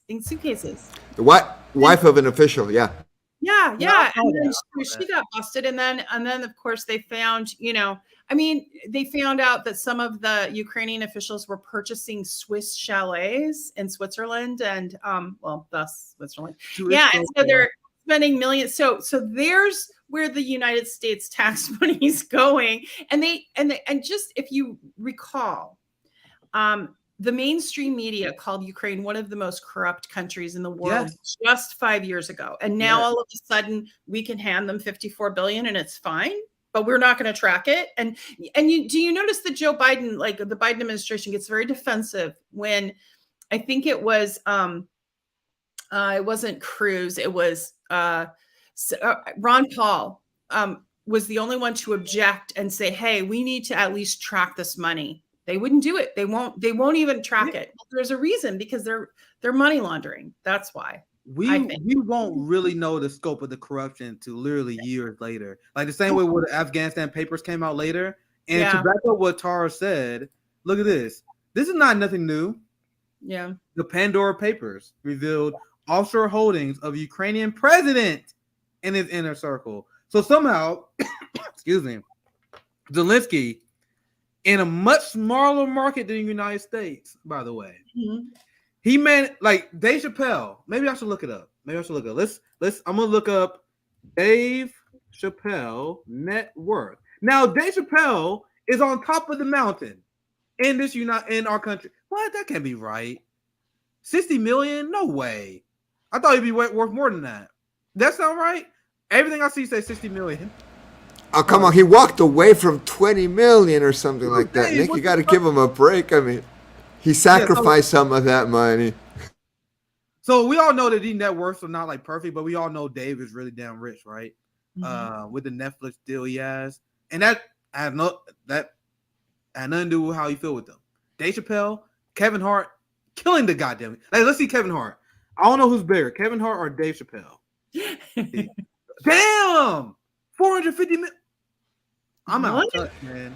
It's the movies. It's the movies. It's the movies. Yeah, that makes more sense. Okay, when you explain that way, that makes sense. So Kevin Hart, the most prolific comedian in this country, no matter how you feel, leave it. In the largest market, which is multiple times larger than Ukraine, Zelensky has a net worth of 1.3 billion. How did he do that? Right. In a smaller market. Are you telling me that he's 3 times better than Kevin Hart? That he got 3 times behind? He's really funny in Eastern Europe. Like, you don't understand how funny he is. He's like rubles funny. And that's the question. That's awesome, Carlos.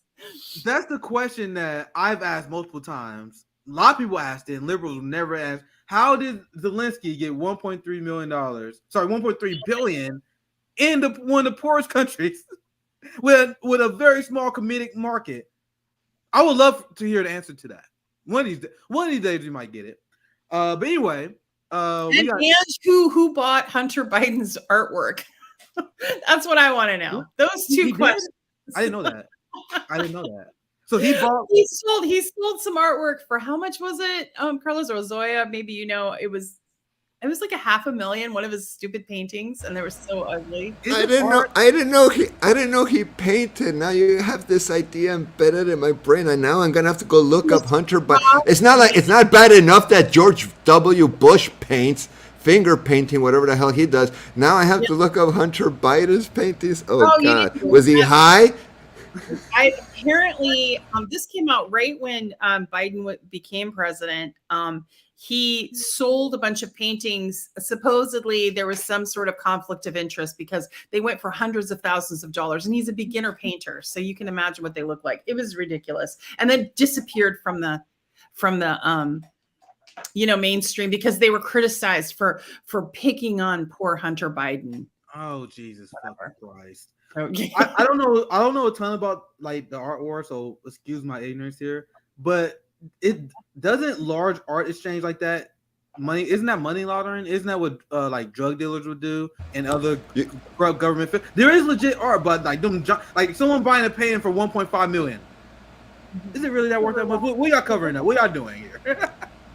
You gotta get someone else to buy it for you, and you wash the money by reselling it or stuff like that. But yeah, that's one way you can launder money, but that's a very difficult way to launder money. Once you have money, you buy stuff like that, so you have assets, financial assets that you can then sell off when you get in hard times or give as gifts, so that your sister owns it instead of you. But yeah, the way they're laundering money right now is literally through the military industrial complex using our taxpayer money, and they don't give a shit. They're literally doing it right in our face, and the reason is freedom and democracy in a country that was being called fascist and neo-Nazi a few years back. It is amazing the historical amnesia this country suffers from. Well said. Now I know who to call if I need a guy. Anyway, let's go to the last story. And I love the screenshots that Zoya sent me, because I think it actually it rounds up this segment pretty well. So I'm actually gonna leave with these screenshots before we get to our next story. Let me change the banner here. I'm getting better at this. What the and it introduces our next segment nicely as well. Yeah, that's exactly why I'm gonna show it. So let me fix the banner here. Homeless crisis in the U.S. That had to be on this story. I thought I prepared this earlier, but I guess I did not. Here it is. That's our next segment. The homeless crisis in the United States. So this is what Zoya sent me, and I think this is very relevant because look at the policy decisions of our country. Now, this is how we decide to spend our money. Do you see that big part of the graph here? Can someone explain to me how that make any motherfucking sense? That we spend 54% of our money on this military and on. I mean, that makes sense. because we are a fucking empire. But how everyone is not in the streets over this? And this is 2015, guys. This I saw 598. I was like, damn. You guys know it's like literally 200 billion more now. 200 billion more than this. Now, this is what you also sent me. This is the list of country with wealth. The United States has, according to the graph in 2019, is that 29% of the world's wealth? Is that what they're saying? Yes. Yeah. Once again, this is my first time seeing it, so I'm interpreting it live. So the United States has 29% of the wealth. China, 17.7%. Japan, 6.9%. Germany, 4.1%. United Kingdom, 4.1%. You guys see the giant gap between the United States and everyone? Yet those other countries can afford to provide health care. It's a mystery, Zoe. I don't know how they do it. Fucking, they got magic accountants in other countries, apparently. I don't fucking know how they do it. They Doctors Without Borders, basically, and the Red Cross. That's how they do it. So, when you go outside and you see a homeless person, just know that's by demand. That's by design.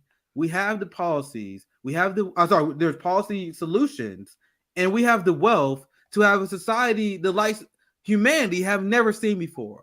The ruling class, like someone said, I forgot who on the panel said it, they'd rather take everything than share this shit because this 29%, that's all owned by the top 1%.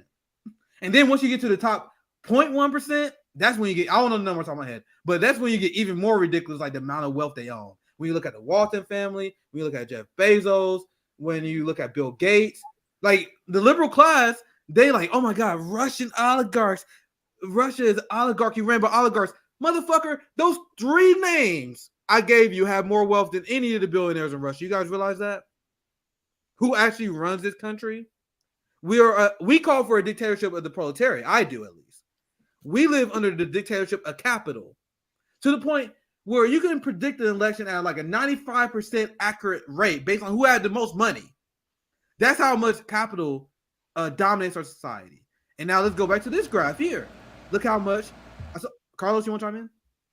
I was just going to say, and going back to this graph, is that literally what we live is in a capitalist empire that is ruled by a handful of people that actually are the policymakers. And the reason why we keep investing more and more in the military and policing, like this graph shows, is because they're the ones that are making this policy. Rich people know they're going to need this protection because unlike something like the Roman Empire, these emperors like Emperor Musk and Emperor Bezos and Emperor Gates, these people are not politically accountable the way that previous ancient emperors were, because they were supposed to be the political leaders. So you're never going to have an Elon Musk run for president because they don't want the accountability. Gates will never want the accountability. Bezos will never want the accountability, but they make the decisions because at the end of the day, they have more power than the president, which is why you see these bullshit articles by The Hill saying that Democrats are upset at Biden's powerlessness. Motherfucker's the most powerful person on the planet in terms of political positions, or one of the most powerful, and yet he's framed as powerlessness, even though he has a majority in the House on top of it.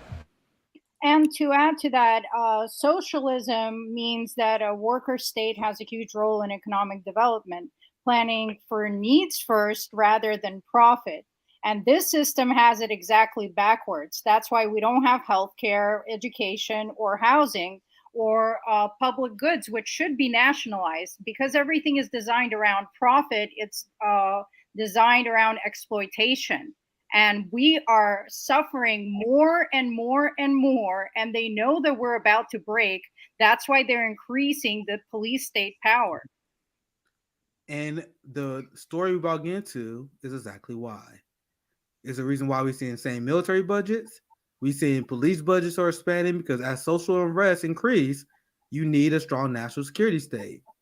We have a global hunger crisis that's in the midst right now. Look at this UN report. And then I would love to give you guys a reaction after I go through some of these headlines.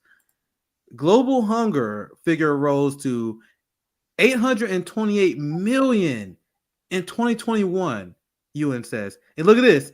War in Ukraine will likely exacerbate world hunger, international body warns. Let me correct this. Let my radical ass correct this. The war in Ukraine is not exacerbating world hunger. Vladimir Putin invading Ukraine has nothing to do with world hunger. The West deciding to wage an economic war against Russia and China, that is what causing it. The West reacting and putting sanctions on Russia, that is causing world hunger, not the war in Ukraine. Are we clear? Is that a clear understanding for you guys? This is a policy decision, a controlled demolition of the global economy by the elites. They get two birds with one stone. They get to completely reset the economic order, and they get to wage this war against Russia that Biden has been asking for since the 90s. 1 in 10 people around the world face hunger in 2021, according to a UN report released on Wednesday. Now I have another headline here. UN agencies warn of looming catastrophe. I always struggle with that one. World hunger rising. This is their breakdown. This is reports, and you've seen experts warning about this for quite a long time. Because not only the supply chain crisis, you had the COVID pandemic. Once again, they're just saying the Ukraine war, but it's the sanctions, it's the economic war, it's the decisions that came after that lead into this. Climate change. That's another big one as well. I left that one out. That is, like with the droughts, like there has been in sub-Saharan Africa, they had broke records in amount of droughts. You had fishing, and this is what conservatives, the people who deny climate change, they are so fucking stupid. They are so short-sighted. What do you think happened to fishing markets when the rise of CO2 make the ocean more toxic? There are fish in Southeast Asia, and that's where they heavily rely on their economy, the fishing trade. They are panicking right now because so many fish are being poisoned because the ocean absorb the excess CO2. Are we clear? This is going to cause a massive starvation crisis, as many markets and many people who rely on fish not going to have that anymore. Many people that rely on crops not going to have that anymore. Droughts continue to increase, right? Shit is getting real. Meanwhile, progressives in the United States are advocating for incrementalism. And actually, And you know, sorry, 50% of our oxygen actually comes from algae. Most people don't know that. So 50% of our 50% of our oxygen comes from the ocean, as another thing to consider in all this. So I want to pass this to Tara and Carlos. You guys can chime in if you guys want to add, because I got a few more things I want to add to the story. I think Carlos had something. You go ahead, Carlos. thank you, Tara. All I was going to say is that these warnings always make me very suspicious, Nick, because I always feel like they're after the fact, right? And you contextualize it pretty well. Like, they've been saying this for a while. But once they start going public this way, it's like the same thing they're saying about hunger right now, or why hunger can be good for you, or unemployment. They're trying to spin it, right, in a very Orwellian way. It's like freedom is slavery, slavery is freedom type of thing. The warnings scare me because I go back to Tara's point. I think they're already starting to try to figure out how to depopulate like the poorest people, the expendables on the planet. And hunger is already one of the ways they're going to do it. And imprisoning people is going to be the second way they do it. Because if you can't afford shelter in places like Tennessee, you're going to jail. You're a criminal. If you're one of these people that lived in one of these areas that's been impacted by climate change, and now you need to move because the fish where you used to fish are poisoned, but maybe the fish at the next lake or down the shore are not, then suddenly you're a migrant and you can be criminalized for that reason. So they're constantly they're creating the catastrophe that creates the victims that then they criminalize, even though they're victims of the same catastrophes they are responsible for and profiting off of. So all I'm saying is that these are not accidental things that keep popping up. Oh, there's a warning food. This is all systemic. We've been seeing this happen. We've seen this movie before, and now we're seeing a new version of the same movie. It's just updated. They're just redoing it. Yeah, and I agree with everything you just said, Carlos. And you know what? I have to bounce right after I make this comment. And it's been beautiful to be on your show. Thank you so much. I have to go. Yeah, okay. I still have. We did a good hour. Go ahead. Yeah. Well, I have a horse like that I take care of, and he cut his jaw somehow, so I'm gonna go flush out his. It's amazing like what horses can get themselves into, like dogs or cats. But anyway, what Carlos brought up was so amazing. about Tennessee, because I don't even know how I forgot that, but I had heard about that a couple weeks ago. They're criminalizing poverty. And I don't know if anyone's ever read this book called Nickeled and Dimed, but Nickeled and Dimed in America, but it was someone who had tried to get by on what is the minimum wage and couldn't, basically, and wrote a book about it. But the class war is just, I mean, it's criminalizing poverty is the next level. And they've already done it to some extent, but calling camping criminal in Tennessee, that's so huge.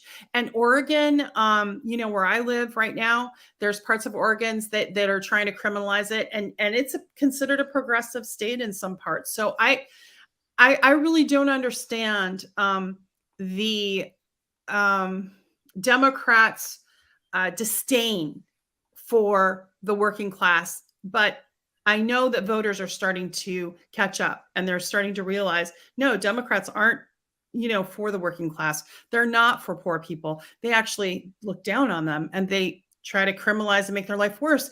And Joe Biden's policies have been all about that, cutting Social Security, making sure that student loans couldn't be forgiven in bankruptcy, all these steps he took financially, and then taking us closer again to criminalize being poor. And then what we're going to have, because of cryptocurrency and that movement towards online, everything being online, there's going to be a social currency. So it's all going to be connected. So what you were saying is very true, that is going to be a method and a tool that they're going to use to try to depopulate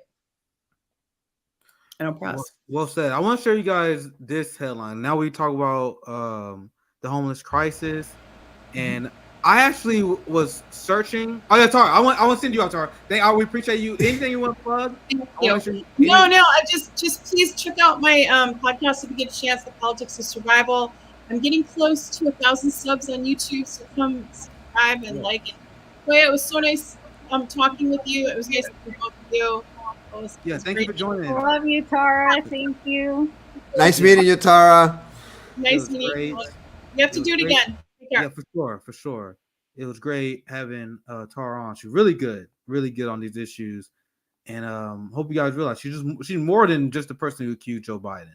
So let me show you guys this, because this headline has been making a lot of noise, right? There's debate about whether he's being sarcastic or not, but even if he's not being sarcastic, even if he is being sarcastic, this is how capitalists think. This insane article that apparently was deleted. I had to search and find a screenshot. Every official tweet was deleted on this. So the backlash was quite intense. Apparently, the thing I had bookmarked was deleted. So I found, luckily my mutual had this screenshot here. The benefits of world hunger. I'll read his first paragraph here. And we can decide whether this guy really was serious or not, because they were walking him back and saying there was more. They was raising awareness on the fact that this is not hunger is not an important issue. But I don't know, man. There are a lot of people saying that's bullshit. But anyway, let's read it.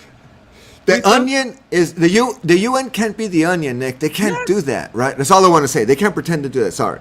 No, yeah, that's a perfect point, because I was doing while I was finding this, I saw comments and apparently they try and walk it back. But yeah, you're the fucking UN. Leave the parody to the Onion. Leave the sarcasm to the comedians or the people who are good at it. Because apparently your message wasn't ran across. And also, I think the reason why they were forced to delete this is because they're like, damn, you accidentally told the truth. I don't know. Just theories. Anyway, let me read the first paragraph. We sometimes talk about hunger in the world as if it was a scourge that all of us want to see abolished, viewing it as comparable with the plague of AIDS. But that naive view prevents us from coming to grips with what causes and sustains hunger. Hunger has a great positive value to many people. Indeed. See, when they say when they say they're using sarcasm as a sort of parody, I'm not reading it here. The only thing I see that you can make the argument when they say, but that naive view, but a serious person also can say that. But where's the parody here? When they say hunger has a great positive value to many people, indeed, it is the fundamental is fundamental to the working of the world's economy. Hungry people are the most productive people, especially when there is need for manual labor. So the reason why I'm sharing this with you guys, even if this guy was using bad sarcasm, this is definitely the ideology of capitalism. You guys realize that, right? You need an exploitative class. You need people to be hungry because those are the wages that you're going to exploit. Are we clear? So, Carlos, Zoya, I actually do have one more quick story I want to get through. So we wrapped the homeless crisis story there. Do you guys want to add anything before I move on to the next one? We are running. This fucking live. I just want to say that 3 homeless people die per day in Los Angeles alone. And it is definitely a fear tactic in order to keep other workers in line. And also, I dropped you a quick link in the chat, the last link that I dropped you. So now they're criminalizing homelessness in order to fill prisons. They're already filling prisons with 80% of nonviolent crime, and they needed more. And the last link in the private chat that I sent you, an article from this, The Hill, and it just talks about the fact that prison labor produces $11 billion worth of goods and services for little to no pay. Meanwhile, they have no workers' rights. They are completely exploited, and it is no accident that housing costs are rising. People are forced out into the streets. People with jobs are forced out into the streets. And then at the same time, homelessness is being criminalized. And it's all part of this well-oiled machine. And we really need to look at these issues together to see how the establishment is operating. And incarcerated workers are under the complete control of their so-called employers. They've been stripped of even the most minimal protections against labor exploitation or abuse. They're constantly sent into isolation if they don't perform and fill quotas. So we basically, and Chris Hedges and Richard Wolff speak about this, how we have these sweatshops right here on American soil. Meanwhile, we have so much outrage towards China or any other country that has any supposed human rights violations. But right here at home, where we hold 25% of the world's prisoners, we are conducting modern day slavery. That's an excellent point. And just to add to that, this is why people who are seeking asylum in the United States become undocumented immigrants, become illegal immigrants or illegal aliens, and then become criminalized because they're also filling up prisons with that demographic. And just to go back to that UN article, Nick, the only thing that makes me think it's not irony is the reference to the AIDS epidemic. Yes, I don't think that's funny. I don't think the UN would play with that. So I think at the end of the day, it's an article that's kind of highlighting death as the potential end point if you don't suck it up as a poor, hungry person and get any shitty job that's accessible to you in order to continue working. Because at the end of the day, as I was highlighting, you're either going to be a hungry poor worker or you're going to be a hungry, no currency for you prisoner. One or the other, but you're going to keep working until you die anyway. As one of my favorite philosophers says, the entire world is a huge labor camp at this point. Yeah, I actually had a few more like pieces of that article I was going to read, which gets even more insane. I don't think they was being ironic, but the article's gone. It's been deleted. I found that because I literally just quickly found the screenshot on Twitter. So maybe you guys can find some more. I was about to say read the article, but it's gone. Maybe you guys can see for yourself, but if you've seen the whole article, I am not buying it. I just saw people saying that while I was looking for that screenshot. I said, oh, they deleted it because people was taking it wrong. Bullshit. But anyway, last story. This stream went way longer than I thought I was gonna do. But this, I definitely want to get to this story. Let me change the banner. This is our next story. We're gonna talk about liberal gun violence hypocrisy. Now, there have been a lot of mass shootings that the cops didn't stop. There was a terrorist attack that the cops knew the guy that did it. All these people have been in the directory. The police know these people, and they still don't stop mass shootings. So, in order to prevent the narrative being about the inefficiencies of our public safety system, our law enforcement system that does not work, despite the insane prison industrial complex we live in. They are trying to make it about something else. It's about guns. This is all about guns. This is all about guns. It's not about our toxic society. Because they are patriots. They believe in U.S. exceptionalism. So if you're like a Joe Biden, Nancy Pelosi figure, and your job is to promote U.S. patriotism, U.S. exceptionalism, the last thing you can say is go out there and say, yeah, the reason why we having these mass shootings is because our society is broken. They will never say that. They will say, you are the problem. We should take your guns away. We should take your rights away. That is their position.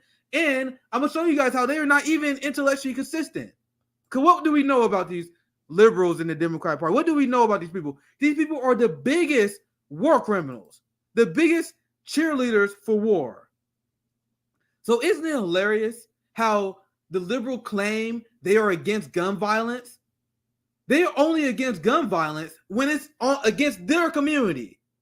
They're not against gun violence when our people are shot and killed by the police. I just saw this video and I was debating whether I was going to show it. I decided not to. We'll probably get demonetized real quick. And I also don't want to traumatize you guys. I just saw a video today of a cop shoot. There was another cop shooting, another cop killing. I'm gonna describe it because I don't want to share it with you guys. Look it up. This guy was shot by the police because he was walking away. He wasn't listening to orders. He wasn't a violent threat. He was walking away. So the cop shoot him. The first cop shoots the guy. He fall, and then like 7 or 8 of his homies, they all start unloading bullets into him. The dude was shot and he fell and hit the ground, and then they shot him even more. I really want to play. It reminded me of a mob. It reminded me of a mob hit. Literally, that was a mob hit because they have to make sure he's dead. So he got like 10 rounds in him. I saw the exact same one you're talking about, Nick.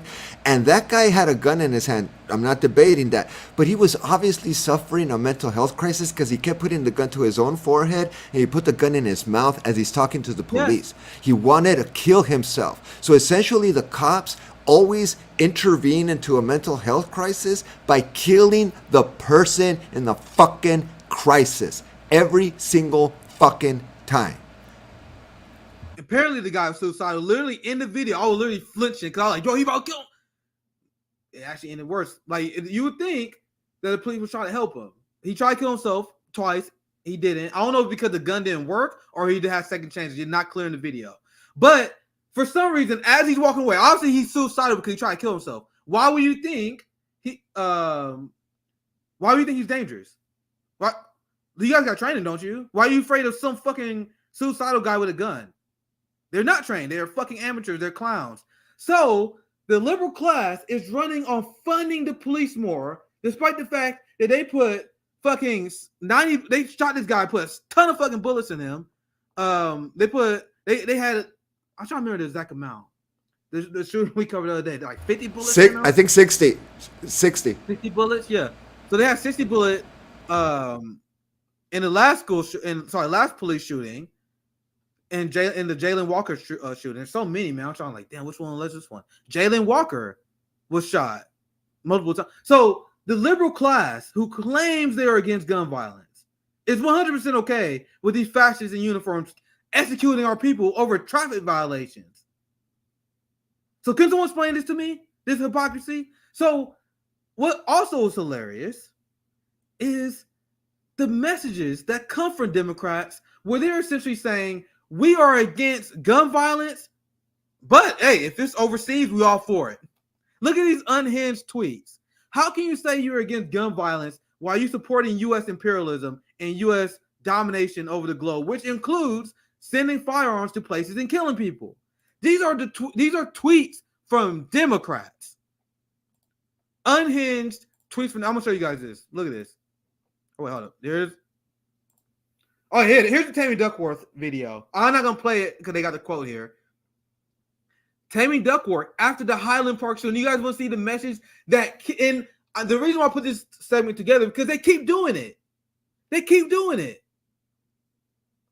She said, we must do more. The last time I heard a weapon with that capacity firing that rapidly, it was on the 4th of July in Iraq. So according to Tammy Duckworth, a Democrat, it's horrific assault weapons and gun violence against our people. But if you're killing poor brown people, in another country, A-okay. In fact, he sounds patriotic about it. The last time I heard a weapon that capacity was in Iraq. Go ahead, Carlos. You seen The Godfather, right, Nick? Yeah. Ever seen The Godfather? It's been a long That's time. all. That's all right. One of the most famous scenes in there that people talk about, and it was based on the mob hit, is when they kill the Godfather's son, Sonny. Spoiler alert for people who haven't seen it, but it's a famous scene. So they shoot him up at the toll booth, right? And they shoot him up with a Tommy gun, and they keep shooting up. And the point is to mess up the body so that you cannot have an open casket. That's a punishment. As a form of punishing people sometimes. You cannot have an open casket because the body is that messed up. So you shoot him in the face. In the movie, they kick his face as a way of symbolizing it. In the book, it's much more graphic. My point is, Nick, that in that Akron, Ohio shooting, where that individual received that many rounds into his body, the coroner said that it was difficult because the body was so messed up. It was difficult to engage the investigation in terms of origin points. It's like he obviously died from a fucking shooting, but what the fuck? I mean, you created a mess out of a body. The thing that I cannot get over, and that I don't hear progressive Democrats or anyone even with a fucking ethical sense of or an ethical conscience, is the fact that they handcuffed a corpse immediately after they shot the person dead.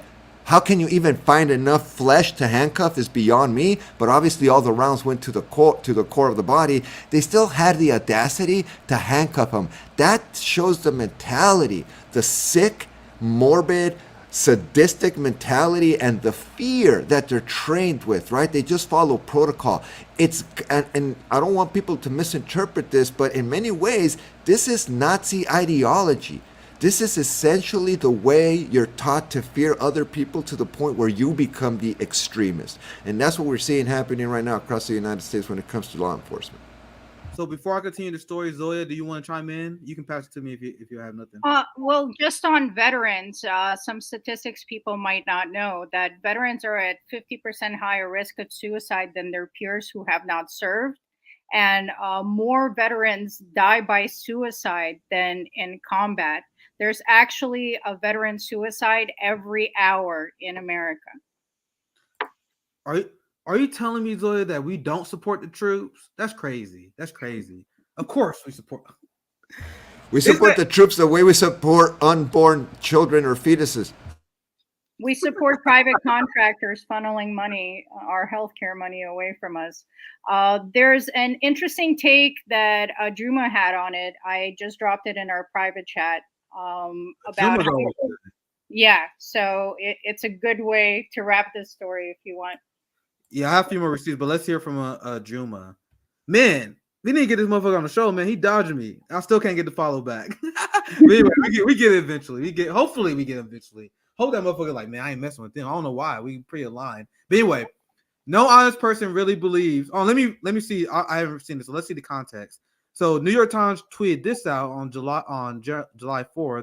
President Biden once again expressed the horror of a nation in a statement. Okay, so this is his press conference. He say he's shocked by senseless gun violence. You know, the same bullshit they always do. So Jamu responded, no honest person really believes this is only about the availability of guns. People are not being honest. It is too much to admit that society is sick and produces sick individuals. Guess who's been saying that on the channel? I have. I explained this to Destiny. Well, he was like, man, America is a pretty great. Do you understand how people are living, bro? I think that's my best moment in that debate. This society is sick. It's creating sick people. And the people who honestly adjust to the sick society is like, bro, what's wrong with you? Or if you're at least not fighting against it. Anger, alienation, and violence is the American ethos in how they sell war. Now, let me show you guys some more unhinged liberals' tweets. This is Pete Buttigieg. This is so crazy. I did not carry an assault weapon around a foreign country so I can come home and see them used to massacre my own countrymen. Save that shit for the brown people. Don't you guys see how the liberals, they don't give a fuck about gun violence. They want to disarm the proletariat because they know social unrest is coming. And anyone who considers themselves on the left that do not have that analysis is deeply unserious and they are harmful to working class movements. Are we clear? They are not anti-gun violence. They are not anti-death. They do not care if you die if you have cancer. They don't care if you die if you're homeless. Why do you guys think they give a fuck if you die because of guns? Do you guys really believe? You know, go ahead, Carlos. No, I didn't mean to interrupt you. You were like on a roll there, Nick. But all I was going to say is that would have been a hard tweet, honestly, if it would have followed the Akron police shooting. I didn't serve to come back and watch an unarmed citizen running away from the cops be shot 60 times. Had he tweeted that in that context, that comes across as like, whoa, that politician just came at the establishment, which is what they normally don't do. All this is just posturing. It's just street cred. It's just reminding you that they served and they carried an assault rifle and they're hard and they didn't serve to come back and watch this happen. And let's remember that the Army just stripped the high school diploma requirement to enroll more children to go off and kill other children. And we are more than happy to supply AR-15s to them. Hey, Zoya, I have a question. Did Democrats vote against that? Because obviously they're against gun violence, right? They will hate to have. I heard they don't want 18-year-olds to have guns. So was there a Democrat resistance to that? Do anyone know? Nick, I'm so sorry to tell you, but the Democrats and Republicans are one party. What? I don't know, man. I can't believe I had Zoya on. She sounded like Red Brown Lines to me. Finally, it's here. The proof has dropped. But it's really outrageous that they push these things through under red and blue administrations, and people still want to pretend like there's some distinction. We got more. I want to just fact check this, but I think the military is also making exceptions on IQs now. Wouldn't surprise me. We got more. I love it's been a while since I picked on George Takei. Fucking shit lib extraordinaire. At least he haven't blocked me though. There's not many big blue check liberal accounts that haven't blocked me yet. He's one of the few. Like, I wish I could show you guys some more Deborah Messing tweets, but I haven't seen her tweets in forever. But anyway, George says, crazy thought, but those 20 million ARs now in this country should sure arm a lot of Ukrainians. So the people who claim they care about Ukrainian people, they want them to die en masse in Russia because of gun violence in order to what? Expand NATO? So NATO is an organization that is essentially an arms dealer. So liberals want Ukrainians to die so there will be an expansion of the global arms sales market. Are we clear? That is what this is. But these same people pretend they are against gun violence. The conservatives are the only evil ones because they endorse gun violence, but while we're against it. So we saw the tweets from the shit libs. Actually, I shouldn't have done that. I shouldn't have separated these because they're all shit libs. You guys want to see what AOC said? Weapons of war specifically designed to kill human beings in mass should not be available for purchase. Now, this one's not as bad as the other ones. Unless you're a foreign country like Saudi Arabia. Yeah, but maybe if you believe weapons of war should not be available for purchase, maybe you don't vote for billions of dollars in weapons to Ukraine. You would think that you would be consistent with that, AOC. Right? Shouldn't you be advocating for peace? For NATO to stand down? For Zelensky to negotiate with Russia? If you really care about ending gun violence, right? This person always cracks me up. They're like the biggest shit lib ever. I don't think they're evil though. If you don't agree with this tweet, you truly don't have a heart. Oh man, that's funny. But anyway, I think you guys see. I think I did a good job. We gotta get out of here. I have Marxist analysis. As long as we have the police that has guns, the military that has guns, especially under the wave of the white supremacist assault that the liberal class says we under. The white liberal like, my God, black people are under assault. Trans people are under assault, but give up your weapons. If you're a trans person right now, the last thing you should do is give up your weapons. Are we clear? And as a black man, the last thing we should do is give up our weapons. You see how liberals don't give a fuck about us. They don't care about us and our public safety and our protection. They want to disarm us so the military and the police will be stronger. So do you guys see the difference between like a Marxist analysis and a liberal, right? So I think I'll wrap the segment up there. Carlos, you want to add anything to that? And Zoya, last off on the I just want to say, and a lot of you say it on RBN constantly, and I saw that awesome stream where CJ was extremely angry and telling people to just go buy a gun by any means necessary. I honestly just want to echo that, because at the end of the day, the whole purpose of the Second Amendment was to make sure that tyranny didn't take over to the U.S., so that citizens were in a position where it was a fair fight if the government did become tyrannical. So now they have nukes, they have tanks, they have a lot of stuff that we don't have. But at the end of the day, they're not sending the military into streets yet. That they're sending is the police, and the police have already been militarized. So those tweets by AOC that they're against assault weapons for purchase, she's contextualizing. She wants to make sure she doesn't come across as against law enforcement. That's why she contextualized it in terms of consumerism, in terms of purchase power. And at the end of the day, that's not the problem, because essentially your point is right, Nick. If you take away people's right to even defend themselves at the most basic level against abusive cops that are shooting people, innocent people in most cases, if they're doing middle of the night raid on your house and you have the right to defend yourself, like they do here in Minnesota with Amir Locke, at the end of the day, you should have the right to defend yourself. And I'm not one of these conservatives. I don't come at it from that position. I come at it from a Marxist Malcolm X position. You have the right to self-defense. It's an intelligent choice to make in the context of warfare. So if the other side is armed, there's no reason why you shouldn't be armed. And that's why it's class warfare at the end of the day. It's not just symbolic. It's not just financial. It gets to the point of the police being used against the working class as a weapon. Well said, my friend. I want to get to super chats before we wrap up here. I appreciate everyone who did leave a super chat. Leave some super chats if you guys have any questions, any concerns. The first one is from Sogata. Always leave great super chats. We appreciate you. Thank you for 499. Carlos, have you heard of the International North-South Transport Corridor? Question to you, Carlos? I think I know what Salgato's talking about, but I asked them if they could send me a link either to the website, theidentityparadox.com, or at Twitter at IDParadox. Please, I really appreciate looking that up. Thanks. Yeah. Well, thank you for the super chat. Once again, we have another one for Intermediary Fossil, another great friend of the show. The wall is for the wall for imprisoning Americans.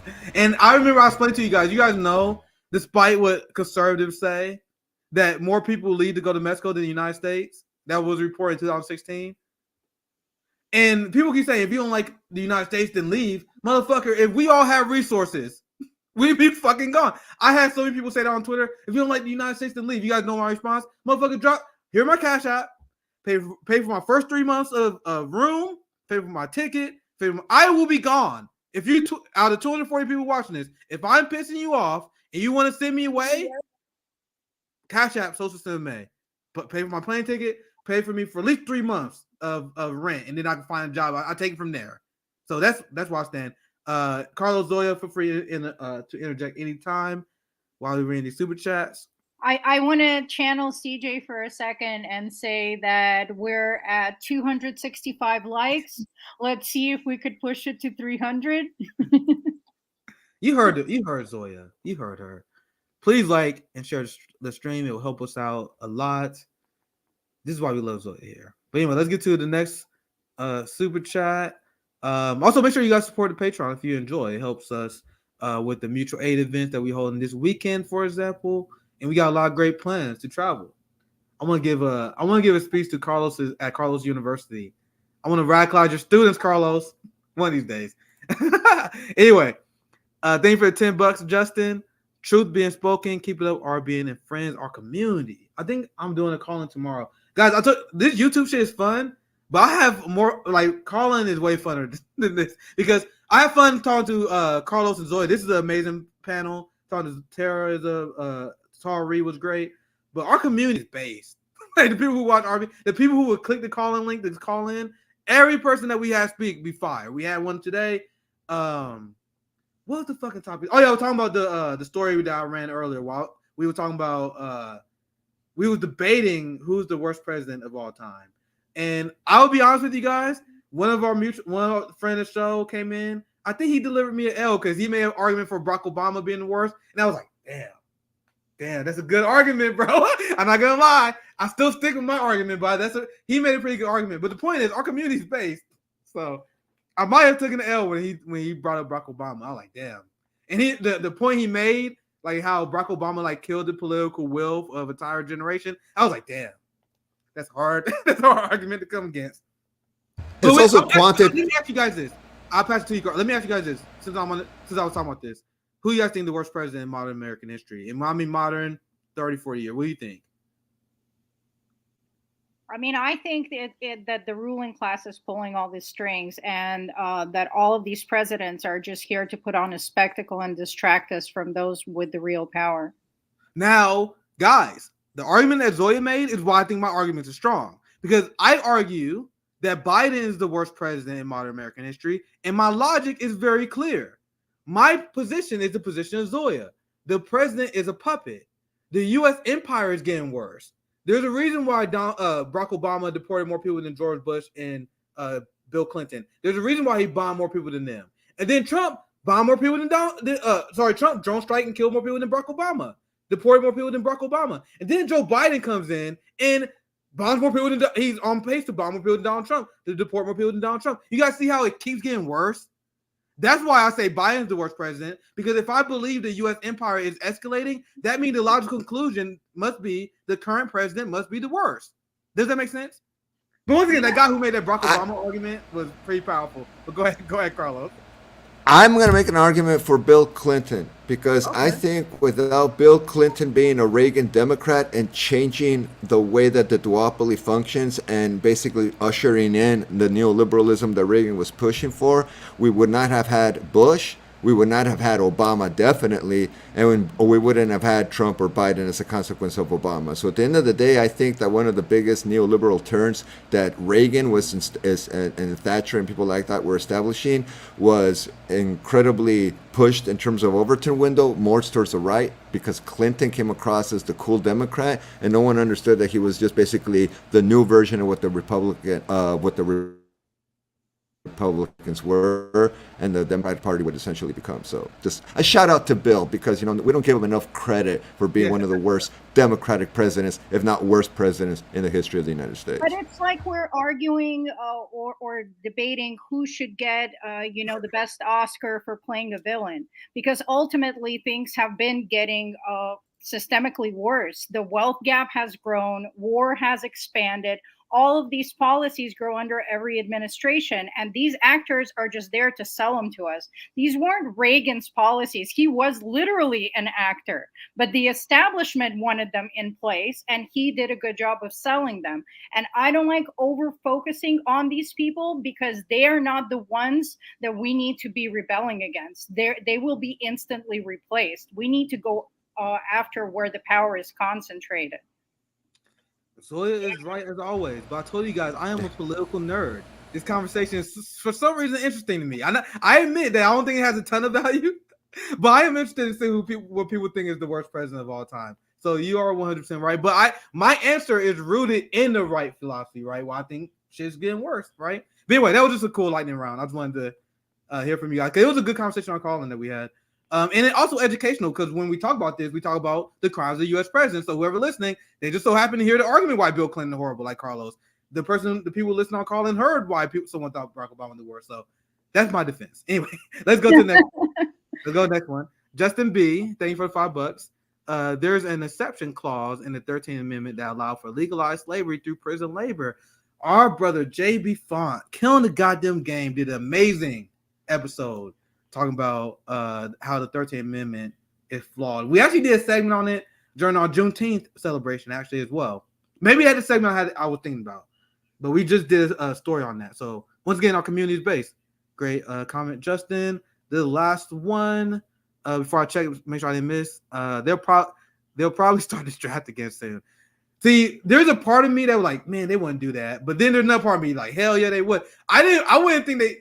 Well, actually, no, that's not true. I'm not surprised they started World War III. I knew that was coming. But if you ask the average person, they're probably like, there's no way they would fucking cause a global food shortage. Once again, I'm radical, so I know they would. The average person probably like, they wouldn't do that. Just to spend. They are. They would. What they're going to do is they're going to cancel student debt, and everyone whose debt is canceled qualifies for the draft pool. I don't know. They figure out something. They're very creative when it comes to. Well, they're already lowering the requirements, right? They're increasing desperation, lowering requirements, and at the same time, this is the only pathway for a lot of people to get out of poverty. So I don't think they're going to run out of people as long as they keep generating desperation. And right now in Minneapolis, the police department has a surplus of money and not enough cops because not enough people are applying to be cops in Minneapolis right now. So it just goes to show the fact that there is that surplus of money that Zoya's talking about, and they are going to recruit from the desperate class they're creating right now in manufacturing. Nick, are you ready to introduce the last story? It's in our private chat. Yeah. So I think this is what you're talking about, right? So this is a fun stream. This has been a long day. We giving you guys so much content today. We had a quasi Nick and CJ. I jumped in like the last hour. CJ was on fire for 2.5 hours. I had a call in that was 2 hours this morning. That was great. Another 2-hour stream, 6 hours worth of content for you guys, right? A lot of discuss during these times, but we always want to channel this into action, right? And I'm trying my best. We all just one foot soldier in this game. I'm trying with mutual aid. I hold Casey tenants. We got 10 demands of Zoe. I tried my best. We all have a role, and let's try to engage in that role, even if it's a little bit. Instead of that defeatist ideology that we must rely on politicians, RBN, we doing this shit different. Do anything you can. Even if you have an old elderly senior lady or whatever neighbor and you can do a grocery run for them, do that. Anything. Because by doing that, you break people away from individualism. That is the genius of Tour for the Poor that Rome does. Because when Rome goes around feeding people, when he goes around and have these community events, he is telling them like, guys, this is how we should live. So then when their material needs are met by someone with this message, they're like, it literally like shatters everything they thought about in terms of individualism. They see Tour for the Poor, they see mutual aid organizations, and they're like, man, yeah, fuck that political shit, fuck the politician shit. Let's do more of this. In Rome, we had conversation with that's exactly what happened. That's exactly what happened, just by having this idea introduced. So that's why even if you feel like you can't do a lot, do the best you can. And this is our friend of the show, Mo. Love this guy. This is a call to action. I'm gonna try and end more of these streams with these. Call to action: defend the Atlanta forest. Major parts of the Atlanta forest, home to many endangered species, are planned to be destroyed to build a mock city for police training. Bro, we in some hardcore late stage capitalism. They are destroying a forest for a mock city for police training. So if you are anywhere in this area, please help this out. Even if you're not in the area, you guys see there are a lot of great ways to defend the forest and fight against our police state. Let me actually type this link in the chat. Actually, wrong link. Maybe I should type this one instead. And there's a week of action coming up for this to stop Cop City from being built, and it's going to be between July 23rd and the 30th. If you don't have the link, I can drop it for you, but it's in the tweet. Right, absolutely. So, with that said, Carlos is during. I'm gonna pass it to you guys. So, any last thing you guys want to say? Go ahead, Carlos. I'm gonna do something I've never done, Nick. I'm gonna have to promote my channel / website, if that's okay. I've been begging you to promote it. TheIdentityParadox.com is the website, and it has links to the podcast, the YouTube version, or audio versions through Spotify, SoundCloud, and or iTunes. On the YouTube, it's got visuals. I have an interview with Nick that's really cool. I got one with Rome. I have some with some other academics.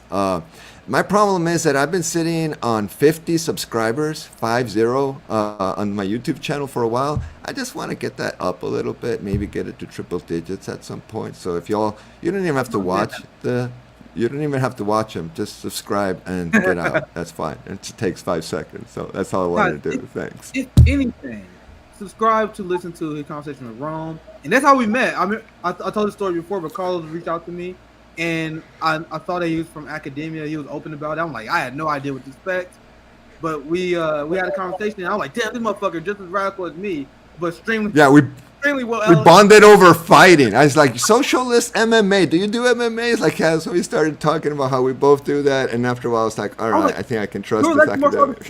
Like, bro, there's so few of us. Like, whenever lefty martial artists meet, it's like we immediately like click from there. I know I got a lot of friends on Twitter that are people at my gym. People at my gym came on. It's like, I saw you on RBN. I'm like, what the fuck? It's like, yeah, we got to whisper though, because a lot of cops train here. So I was episode 8. The need for black leftist media. So ever since then, I'm like, bro, we gotta do that again, but on RBN. So that's how you think, Carlos. Can you drop my link? I forgot to drop the link to my website in the chat. Someone's asking for it. Thanks. The identityparadox.com. Yeah. Here's the YouTube link. Because Carlos, as you guys see, is criminally underrated. So make sure you guys check out Carlos' YouTube channel. And make sure you guys check Tara Reid out as well. Zoya, any final thoughts that you have? I need to edit the link in the description. I just want to say an action I've been doing recently. I live in California, so there's a lot of trees on public property and on private as well. And these trees yield massive amounts of fruit.